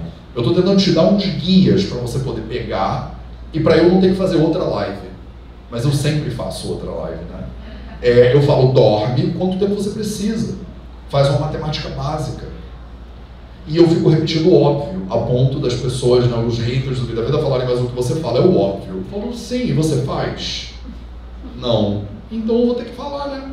Porque se eu ficar falando em sânscrito, te ajuda? Porque se ajudar, eu falo mais um pouco. Mas não é isso que vai te ajudar. O que vai te ajudar é você parar para entender o que faz com que você sofra na vida. O que faz com que você seja doente. O que faz com que você seja feliz. O que faz com que você seja saudável. São só esses 4 que são os nossos objetos de estudo no Ayurveda. Você quer ficar feliz e você quer ficar saudável. E o Ayurveda estuda como é que a pessoa fica doente, como é que ela fica saudável, como é que ela fica feliz, como é que ela fica triste. Sukha Dukham. Sukha Dukham. Felicidade e tristeza. Rita, Ritam. Saúde e insalubridade. Então a gente fala, esse é o objeto de estudo do Ayurveda. Rita, Ritam, Sukha Dukham, Ayustasya, Rita, Ritam. Você está estudando só essas 4 coisas o tempo inteiro. Você dorme e acorda feliz? Não. Acordo zoada. Por quê? Porque eu estou dormindo muito pouco. Vamos dormir mais? Não tem como. O que você quer que eu faça? Me passe uma erva. Mas você não está fazendo o mínimo da matemática. Como é que eu vou fazer o resto por você? Não tem como. Eu tenho um monte de ervas, né? A gente tem um monte de ervas. Eu tive, para passar na prova de ervas, eu tive que memorizar mais de 300 ervas. Que é uma loucura, ninguém deveria ter que memorizar 300 ervas. O nome da erva, o sinônimo da erva, o nome científico da erva, o nome dela em língua inglesa normal, o sabor, os sabores da erva, a potência da erva, as qualidades e características da erva, o efeito pós-digestivo da erva, os efeitos que ela gera para as doenças, que formulações que podem ser feitas com aquela erva e quais doenças que elas são indicadas. Tudo isso que eu falei para cada erva 300 vezes, para 300 ervas. E aí você faz uma prova oral, que a professora de Dravya Guna, que é o nome dessa matéria, fala para você assim: ashwagandha. Das 300 ela pega uma. E ela fala, gugulu. Aí você tem que falar, o que é o gugulu, quais são as propriedades, eu tenho a erva, mas não é isso que vai ajudar. Eu sei que não é. Porque vocês já cansaram de ir no terapeuta, no médico, não sei o que lá, no fitoterapeuta. Ele passa a erva, quanto tempo você toma a erva? Uns meses. Eu melhorei. Sim, e o que aconteceu depois? A erva acabou, tive que comprar de novo, e agora você está dependente química de uma erva. É isso? E isso é liberdade? É isso que vai te levar do lugar de onde você está, que você não quer mais estar, para o lugar onde você quer estar, que você merece estar? É a erva que vai fazer a diferença? Não é. A erva às vezes é um coadjuvante, ela ajuda, né? A gente que é médico ou profissional de saúde, você é enfermeira, a gente tem que entrar às vezes com uma via medicamentosa mesmo, para dar um alívio para o problema, para a pessoa poder pensar, né? Mas a erva não vai resolver o problema. O que vai resolver o problema é a gente conversar sobre a causa do problema. Só que a causa do problema, que é a base da tua pergunta, que é o tema da nossa palestra inteira de hoje, basicamente, né? A causa do problema é exatamente a dificuldade que a maioria das pessoas tem. Porque é sempre multifatorial. É sempre complexo. O ser humano é um bichinho que ele é um sistema complexo, adaptativo e aberto. Quando você vira para o lado e olha de novo, ele já mudou. E aí a coisa mais incrível que você aprendeu, que o Matheus falou e que fez todo o sentido, que mudou a sua vida, não vai mudar a sua vida para sempre. Porque vai chegar uma hora que a sua vida vai mudar e você vai ter que atualizar o software de novo. E aí eu tenho amigos, eu tenho uma amiga aqui no Rio de Janeiro que ela fala, Matheus, eu estou exausta de ser adulta. Ser adulto dá muito trabalho, eu tenho que pagar boleto, eu quero voltar para casa da minha mãe. Que nem lavar roupa eu lavava. Né? E agora eu tenho que, se eu não cuidar, essa minha amiga é maravilhosa, ela me liga e fala assim, se eu não cuidar das coisas, elas não acontecem. Eu falo, isso chama-se adulto, dá trabalho pra caramba.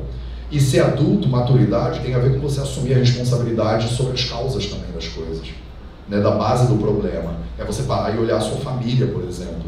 E é você ver que você, muitas vezes, tem comportamentos que não são seus. Não são seus. Você herdou, você carrega, mas não são seus. Se você parar para olhar de verdade, você vai ver que não são seus. Eu, por exemplo, sou um super machista em recuperação. Eu fui educado para ser machista, racista e classista. Pelo menos essas três. Também fui educado para ser especista pra caramba, né? E onívoro. Então, o que eu faço hoje na minha vida, todo dia, sempre que eu posso? Eu tento olhar para essa herança. Porque quando eu vejo, vem um machismo. E eu falo, eita caceta, calma. Deixa eu sentar para olhar para essa parada. Isso é meu. Eu concordo com esse negócio. Eu penso isso. Eu não penso, mas tá aqui. Porque entrou aqui no momento que eu ainda não tinha esse discernimento. E eu preciso olhar para isso honestamente e falar, machismo. Vamos olhar para isso agora, vai. E peço ajuda. Vem cá, Renata, senta aqui. Eu estou pensando isso aqui. Me ajuda? A Renata fala, nossa, Matheus, isso aí realmente está complicado, hein? Eu falo, então o que eu faço, Renata? E a gente tem umas conversas importantes, né? Com o Caio, com todo mundo que está à minha volta. Porque tem muita coisa que você está carregando pela vida, e eu tenho certeza que você tem um monte dessas. Se a gente parasse 5 minutos e fizesse uma lista, você não sairia umas 3, é que você não está olhando direito. Tem coisas que você carrega pela vida que não são suas. Quando você vê, você já fez.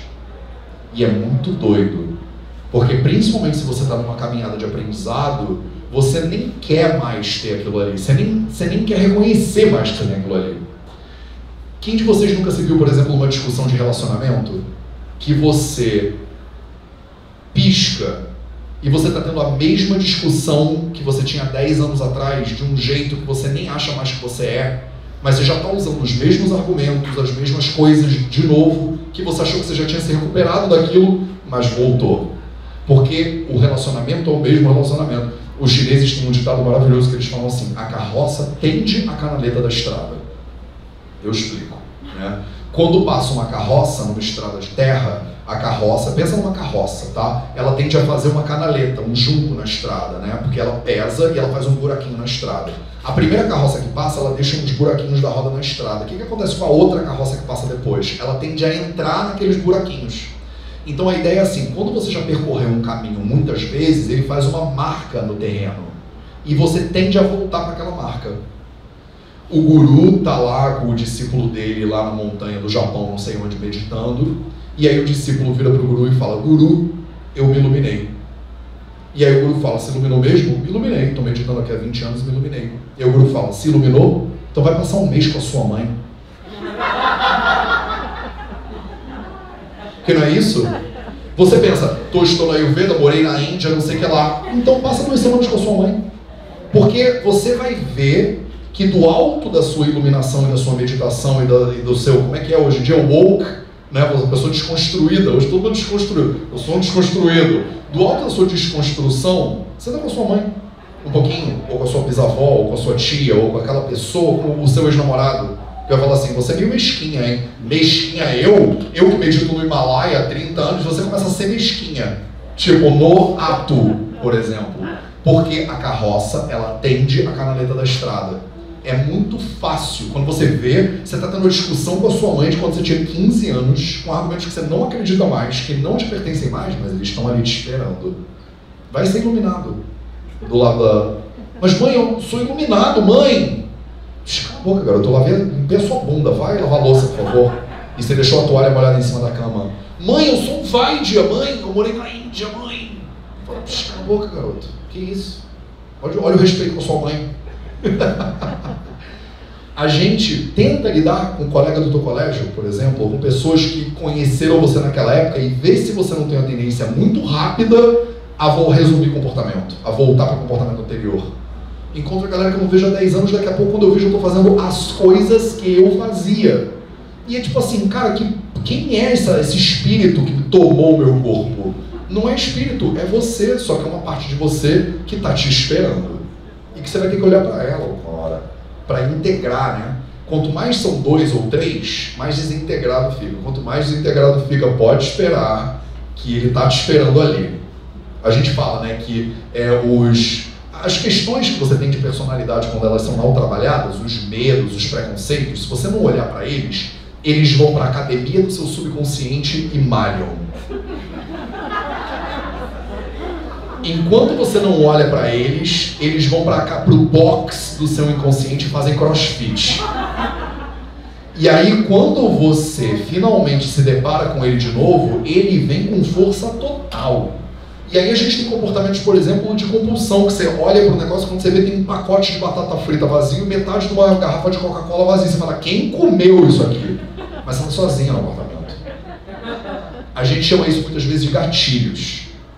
Né? Você tem um gatilho de comportamento e aquele gatilho, ele traz aquela entidade mal despachada de outras vidas que você fala: eu nem sabia que eu ainda era isso, mas você é. Se você não fosse, tu não estava tendo essa reação. Se você tivesse desconstruído tudo isso, se você tivesse meditado pra caramba no alto da montanha. Eu com 21 anos, eu morei no Tibete e no Nepal. Olha que criança normal, né, de 21 anos. Essa criatura é esquisita, né? Você me conheceu agora, né? Você tá muito surpresa. É, exatamente. Então eu morei no Tibete, meditava com monges tibetanos no Tibete, morei no Nepal, morei num ashram no Nepal com o guru Swami Chandresh. Ele era guru do primeiro-ministro do Nepal. E aí eu fui iniciado à ritualística de fogo do hinduísmo com 21 anos de idade. E eu caminhava com o guru, ninguém andava com ele. Ele batia na minha porta de jantar e me chamava para ir dar uma caminhada. E a gente caminhava e conversava sobre coisas que eu não sei o que pessoas conversam com gurus. A gente conversava sobre estar com fome, sentava para cozinhar. Ninguém chegava perto do Chandresh. Os discípulos mesmo que moravam no ashram, eles olhavam e ficavam longe dele, porque eles falam que guru é Deus, né? Então eles não chegavam perto. Eu, que era um carioca desavisado, falava: e aí, guru? Bora lá, guru? E o guru, né, que tava com saudade talvez de não ser tratado como guru, falava: e aí, Mateus, vamos embora? Vamos dar uma caminhada? E a gente ia dar uma caminhada. E aí eu passei, né, eu morei lá com um guru. Quando eu voltei para o Brasil, eu estava fazendo 22 anos. Cara, a maioria dos meus amigos da UERJ não tinha ido morar com um guru no Nepal, entendeu? E dá uma sensação que, assim, eu já deixei muitas coisas para trás. Tem muita coisa que agora eu não entendi, que eu desconstruí, que agora eu tava lá no alto da montanha e eu via Deus, não sei o quê, e aí a luz do fogo da Kundalini. Até que você encontra com uma ex-namorada sua que fala alguma coisa e fala assim, mas o quê? Você sabe com quem você está falando? Você quer dar uma carteirada na sua amiga, na sua mãe, no seu pai, entendeu? Você sabe com quem você está falando? Eu já fiz um curso, eu sou certificado. Sou instrutor de yoga, olha aqui meu papel de Rishikesh. Aí você fala assim, mas você é raivoso também. Raivoso é você. E a gente tem umas brigas que são muito loucas, que é a carroça voltando. A gente é assim. Você estuda Ayurveda há 10 anos, e aí você tem uma briga com a tua mãe, por causa da qual você nem acredita mais. É uma vigília meio constante. Tudo isso para te dizer, olha a dificuldade. Como é que vai ser o nome dessa palestra? Fome. Como definir se você tem fome ou não, né? Porque é isso, você entende? O meu objetivo todo nessa resposta milenar aqui é te mostrar como a gente é um bicho tão complexo que o ato simples de realizar uma atitude que parece óbvia, não é óbvio, não é simples, e você tem que começar a aprender e ter muita paciência e muito carinho. Todo mundo que vira pra você na rua e que tá fazendo alguma cagada, que você aponta o dedo e fala assim, isso aí, de acordo com os samhitas, ou seja lá o jeito que você julga os outros, porque vocês julgam os outros, a gente julga, eu julgo, todo mundo julga. Ah, mas isso aí, você sabe que só desmatando a Amazônia. Lembra de você há 15 anos atrás. Lembra do que você fazia. Porque assim, eu contribuí para um monte de problemas. Eu plantei um monte de arvorezinhas que eu colho até hoje. Um monte de arvorezinhas. Então, na hora que eu vou meter o dedo na cara de uma pessoa, eu lembro quanto disso eu também já fiz. Para início de conversa. Para a gente se equiparar.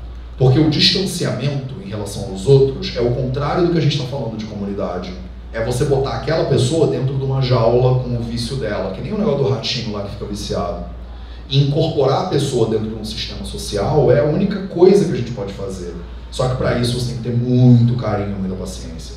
O melhor jeito de ter muito carinho e muita paciência é entender que aquela pessoa é exatamente igual a você.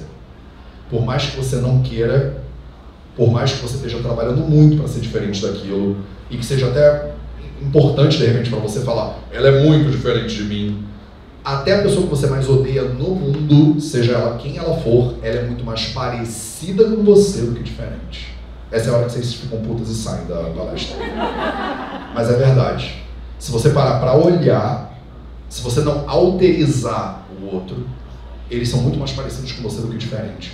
E aí a pessoa medita, e aí ela vai lá no Himalaia, e ela fala, Mateus, todos somos um. Eu abri o meu 6º chakra, e não sei o que é lá. É, mas e aquele político que você não gosta? Não, aquele lá é um desgraçado. Somos todos um menos ele. Aquele lá não, aquele eu não aguento, aquele eu não tolero, aquele não pode, aquele é o outro, aquele é o demônio, aquele é o 7 pés, aquele é o mochila de sinteco, aquele é o... A gente inventa um monte de loucuras, porque você está alterizando, né? O outro, ele não tem nada a ver comigo. E se você parar para investigar essa coisa da fome ou do não dormir direito, que a gente julga, briga, debate, quer convencer os outros, se você parar para olhar de verdade dentro de você, tem um ser humano que é exatamente, pelo menos, parecido com aquela pessoa, e se você conversar com ela desse lugar, é muito mais carinhoso para início de conversa. Às vezes é cansativo. Às vezes você não tem preparo físico nem mental para aguentar a conversa que é necessária. E aí, de repente, às vezes você é a pessoa que precisa de ajuda. De outra pessoa que vai entender a sua impaciência, incapacidade de conversar com os outros, e vai conversar com você sobre a sua impaciência e incapacidade de conversar com os outros, para você melhorar a sua impaciência e incapacidade de conversar com os outros, e passar a ter mais paciência e começar a conversar com os outros. Né? Então todo mundo aqui está meio que em recuperação de alguma coisa. Se você mora no Brasil, e não sabe se mora muito bem ou muito mal, alguém levantou a mão ali atrás. Eu acho que eu terminei essa dúvida. Próxima dúvida. Em relação à questão que você falou sobre alimentação, criação, né? Eu passei por isso, família italiana do lado, portuguesa do outro. Mas tinha uma questão, quando você falou do xixi, eu lembrei. Eu, quando era criança,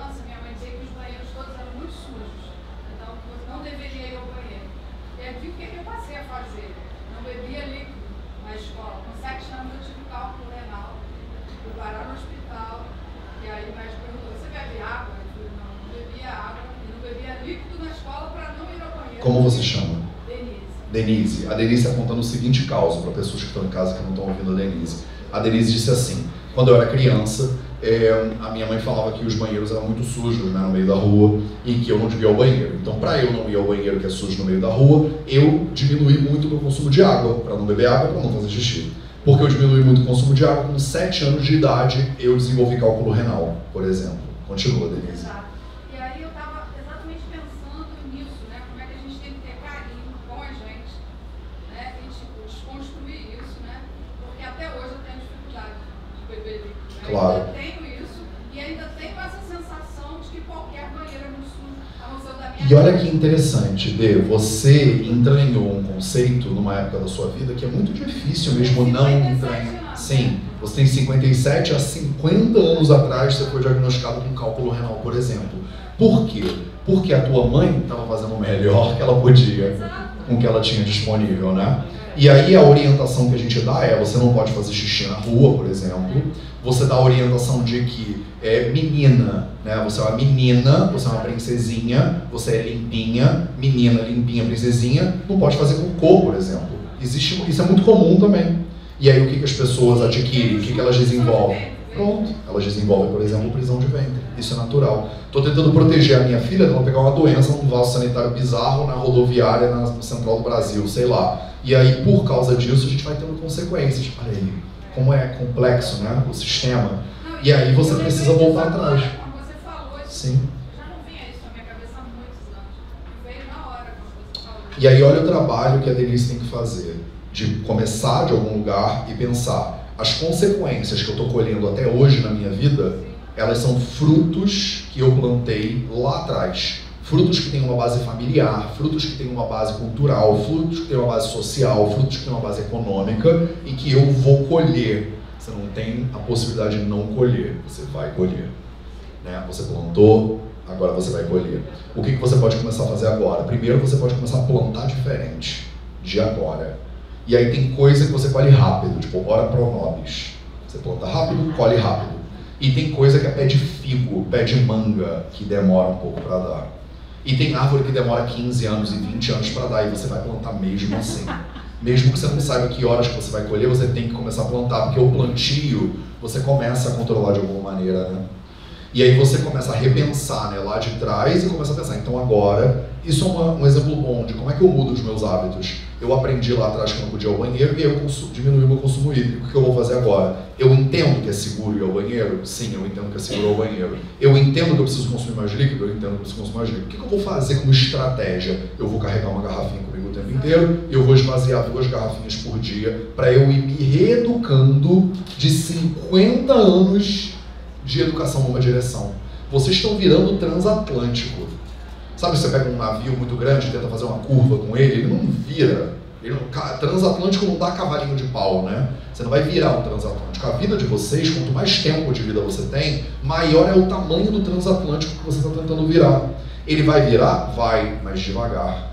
E aí você vai demorar anos para adquirir esses hábitos. E aí você não só demora anos para adquirir esses hábitos, como você vai assumindo um compromisso de tentar não reproduzir isso para as próximas gerações. Que é o que a gente, como sociedade, acaba tendo que fazer também. Eu não estou fazendo isso aqui só para mim, eu vou em você. Eu não estou fazendo isso aqui só para mim. O Vida Veda, ele não é para o Mateus. O Vida Veda é para eu passar o bastão do Vida Veda na mão da próxima geração que vai vir depois. Por quê? Porque eu tenho consciência que eu faço parte de uma tradição multigeracional. Uma das coisas bonitas do conhecimento védico é isso. Quando eu pego um livro que tem 3.000 anos de idade, 3.000 anos de idade, eu sei que foram gerações e mais gerações de médicos e médicos que escreveram, comentaram, traduziram, escreveram, comentaram, opinaram e tal e tal. Então eu sei que eu sou mais um elo dessa corrente.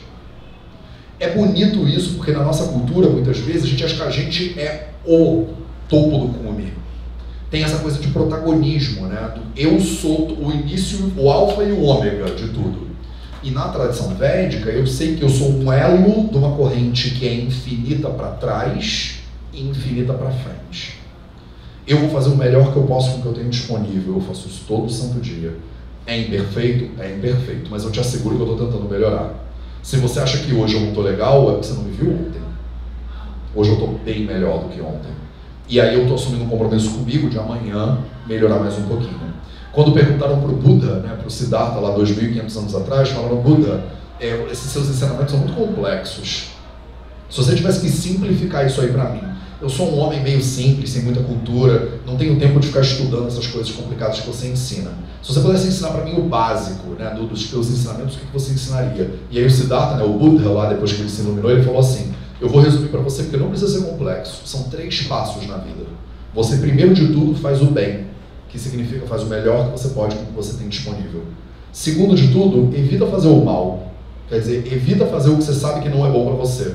E terceiro, continua melhorando. Porque amanhã você vai fazer o bem um pouquinho melhor e vai evitar de fazer o mal um pouquinho melhor.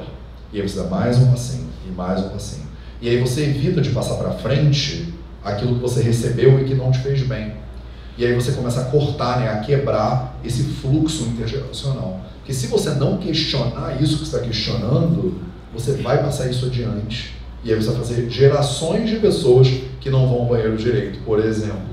E esse é um exemplo muito bom e muito concreto, mas tem milhões desses que a gente nem olha. A maneira como a gente come, a maneira como a gente se comporta em relacionamento, a maneira como a gente controla os outros, por exemplo. E está o tempo inteiro em relacionamentos violentos, relacionamentos de controle, e a gente acha que isso é normal. A maneira como você tem dor de cabeça, e aí você pode pensar assim: não, ter dor de cabeça é normal, ou ter cólica menstrual é normal, ou na menopausa ficar muito doente é normal. Não sei se está claro para vocês o tema daqui, mas todos os meus exemplos são em relação ao corpo feminino. Olha que interessante. Como a gente parece que partiu do princípio que o corpo feminino veio quebrado de fábrica, né? E como a gente é violento em relação a isso. Tem um nomezinho, né, para esse sistema. Pode perguntar. Vamos lá, eu não sei se eu vou conseguir. Você vai fechar com chave de ouro, porque eu tenho 10 minutos. Você começou falando desse lance da comunidade, de realmente como é importante a gente estar com outras pessoas que estejam buscando as mesmas coisas, né?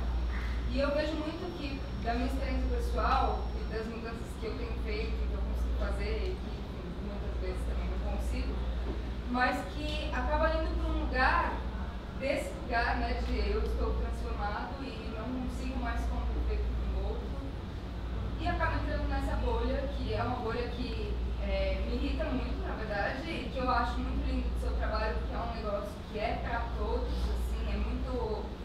Não entra naquele estereótipo da pessoa meditando, do guru super elevado, né, porque é isso, é difícil para todo mundo. Mas muitas vezes eu fico, né, acho que todo mundo fica nesse desequilíbrio, assim, de eu não vou mais sair para beber, mas também, poxa, sei lá, vou romper com essa comunidade, com essas pessoas que também sempre estiveram comigo. Não sei como foi isso para você. Como você chama? Priscila. A Priscila, ela pergunta assim, vou resumir, tá? Parafrasear o que você falou. Você está falando que comunidade é muito importante, né? Ela basicamente concordou, falou algumas coisas fofas, obrigado pelo carinho. E ela falou, mas às vezes eu já passei por um processo de transformação que gera uma certa inadequação com a comunidade que antigamente me era querida, por exemplo, né? E que eu mesmo não quero ficar alienando ninguém, né? E como é que a gente pode conciliar essas coisas todas? E eu acho que assim, o teu impulso ele é muito bonito e ele tem que vir de um lugar de presença e de sensação, porque é um equilíbrio muito tênue, não é simples. Do tipo, eu sou vegano, todo mundo que não é vegano não fala comigo, né?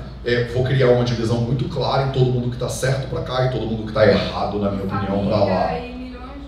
Por exemplo, né? Então eu sou de esquerda, você é de direita, não fala comigo, não quero você no meu grupo, por exemplo, né? Em até que ponto o comentário da outra pessoa é sobre, por que você não vai comer uma carninha, você é frouxo? E eu penso, não tenho que aturar isso mais na minha vida.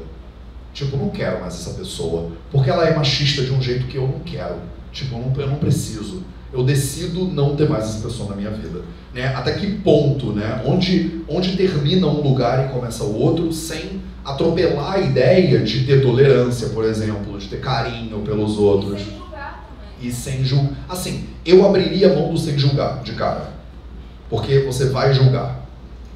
Então, eu acho que a nossa comunidade, de certa forma, a galera védica, yógica, meditatívica e essas coisas todas, criaram alguns paradigmas de comportamento que não são naturais. Tipo, é muito difícil você que está num processo de aprender a nadar, você achar que você já caminha sobre as águas. E a gente faz muito isso. Tipo, a vozinha espiritual. Né? Eu agora meditei. E eu estou assim, eu entendi algo que você ainda não entendeu. Isso é uma coisa que eu, no Vida Veda, eu faço muita questão de quebrar. E a gente tem muita gente que não gosta de mim por causa disso. Porque eu falo, eu sou estudante, eu não sou guru. Eu nem sei como é que é esse negócio. Nem sei se quer, nem sei se acho legal. Porque eu vejo uma quantidade de guru fazendo umas cagadas por aí que eu falo, não sei se eu quero estar com esse grupo também, entendeu? Matheus, vai procurar um guru. Não sei, eu acho que o grupo dos alunos aqui tá mais legal, assim. Tem uma galera que tá... A galera continua melhorando, procurando, vendo que tá cheio de defeito. Porque eu tô cheio, né, de problema e de defeito que eu tô tendo que melhorar, entendeu?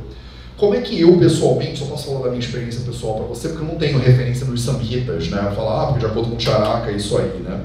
O nosso processo é um processo de autoconhecimento. Então, as três terapias, né, para os doshas da mente são Dhidaya e Atma Adivijnana. Tem uma palestra inteira no YouTube, pelo menos 2, falando sobre isso. Atma Adivijnana significa o conhecimento daquilo que você é, resumindo pra caramba.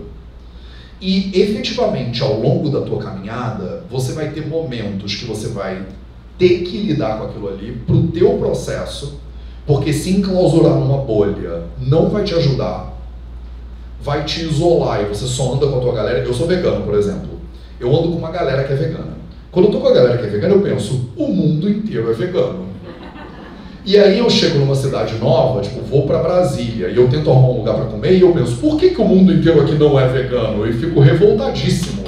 Porque, na verdade, não é o mundo que tá esquisito, sou eu que me isolei na minha visão de mundo. E aí eu sinto, acho que eu me isolei. Vamos voltar. Eu não sei se você já viu gráficos de crescimento, gráficos de evolução tecnológica. Eles não são uma linha reta em direção aos céus. Você sobe e desce. Sobe mais do que subiu antes e desce de novo. Sobe mais um pouquinho e desce de novo. Então, na minha experiência de vida, o que eu faço é isso. Eu entro num processo de observação. A tendência é querer me cercar de pessoas que estão mais afinadas com o que eu vejo, sinto, penso e tal. E chega uma hora que isso às vezes me gera um certo incômodo. Do tipo, por que eu não consigo conversar com uma pessoa que acha que tem que desmatar a Amazônia mesmo? Porque eu quero esganar esse ser humano. Eu penso, você está entendendo, né? E eu falo, temos coisa para trabalhar. Então, vou primeiro relaxar a mãozinha e vai, fala para mim por que a Amazônia não importa, sei lá. E deixa eu te ouvir e deixa eu ver como eu me sinto te ouvindo.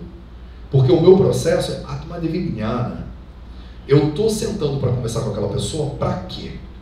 É para mudar a cabeça dela? É para convencer ela de que eu estou certo? É para me convencer de que eu estou certo? Ou é para me conhecer um pouco melhor? Só que eu não acho que você tem que embalar o processo de conhecer um pouco melhor o tempo inteiro. Porque é difícil e cansa. Assim como eu vou falar para vocês, senta aí e medita o dia inteiro.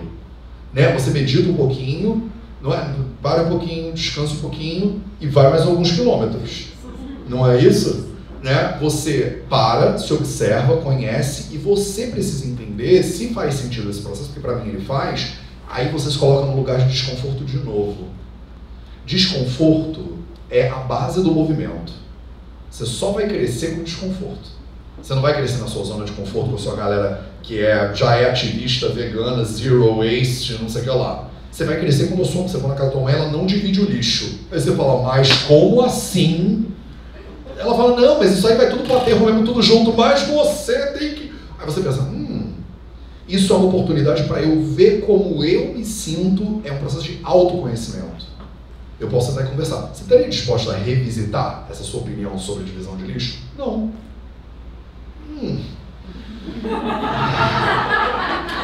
Tá bom. Pessoa que me pôs no mundo. Tá tudo bem. Por que eu tô nervoso? Por que eu tô vermelho? Por que eu tô irritado? Por que eu quero apertar o pescocinho? Por que eu sinto essas coisas? Então, lidar com a alteridade é um convite para você olhar para dentro. Que eu não acho que você deveria fazer o tempo inteiro, porque é um processo difícil, mas eu também não acho que você deveria evitar. Agora, como, em qual velocidade, com qual textura, em que grupos você vai, aí eu tenho que saber quem você é 100%. E a gente, nem você de repente sabe ainda, né? E a gente está sempre mudando. A gente está sempre mudando.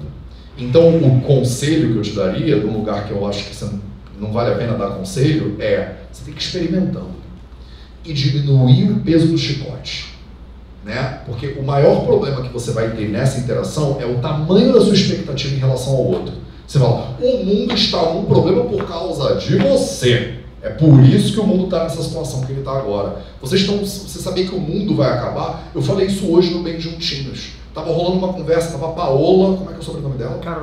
Carosella, que é uma chefe maravilhosa, e tava a Thalita também. E a gente entrou num papo sobre o fim do mundo. E eu falei assim, desculpa, eu preciso qualificar, o mundo não vai acabar. Quem vai acabar é o ser humano. A nossa luta não é para defender o planeta. No momento que a gente sumir, dá 15 anos pro planeta que ele tá fazendo yoga de manhã, entendeu? Felizão.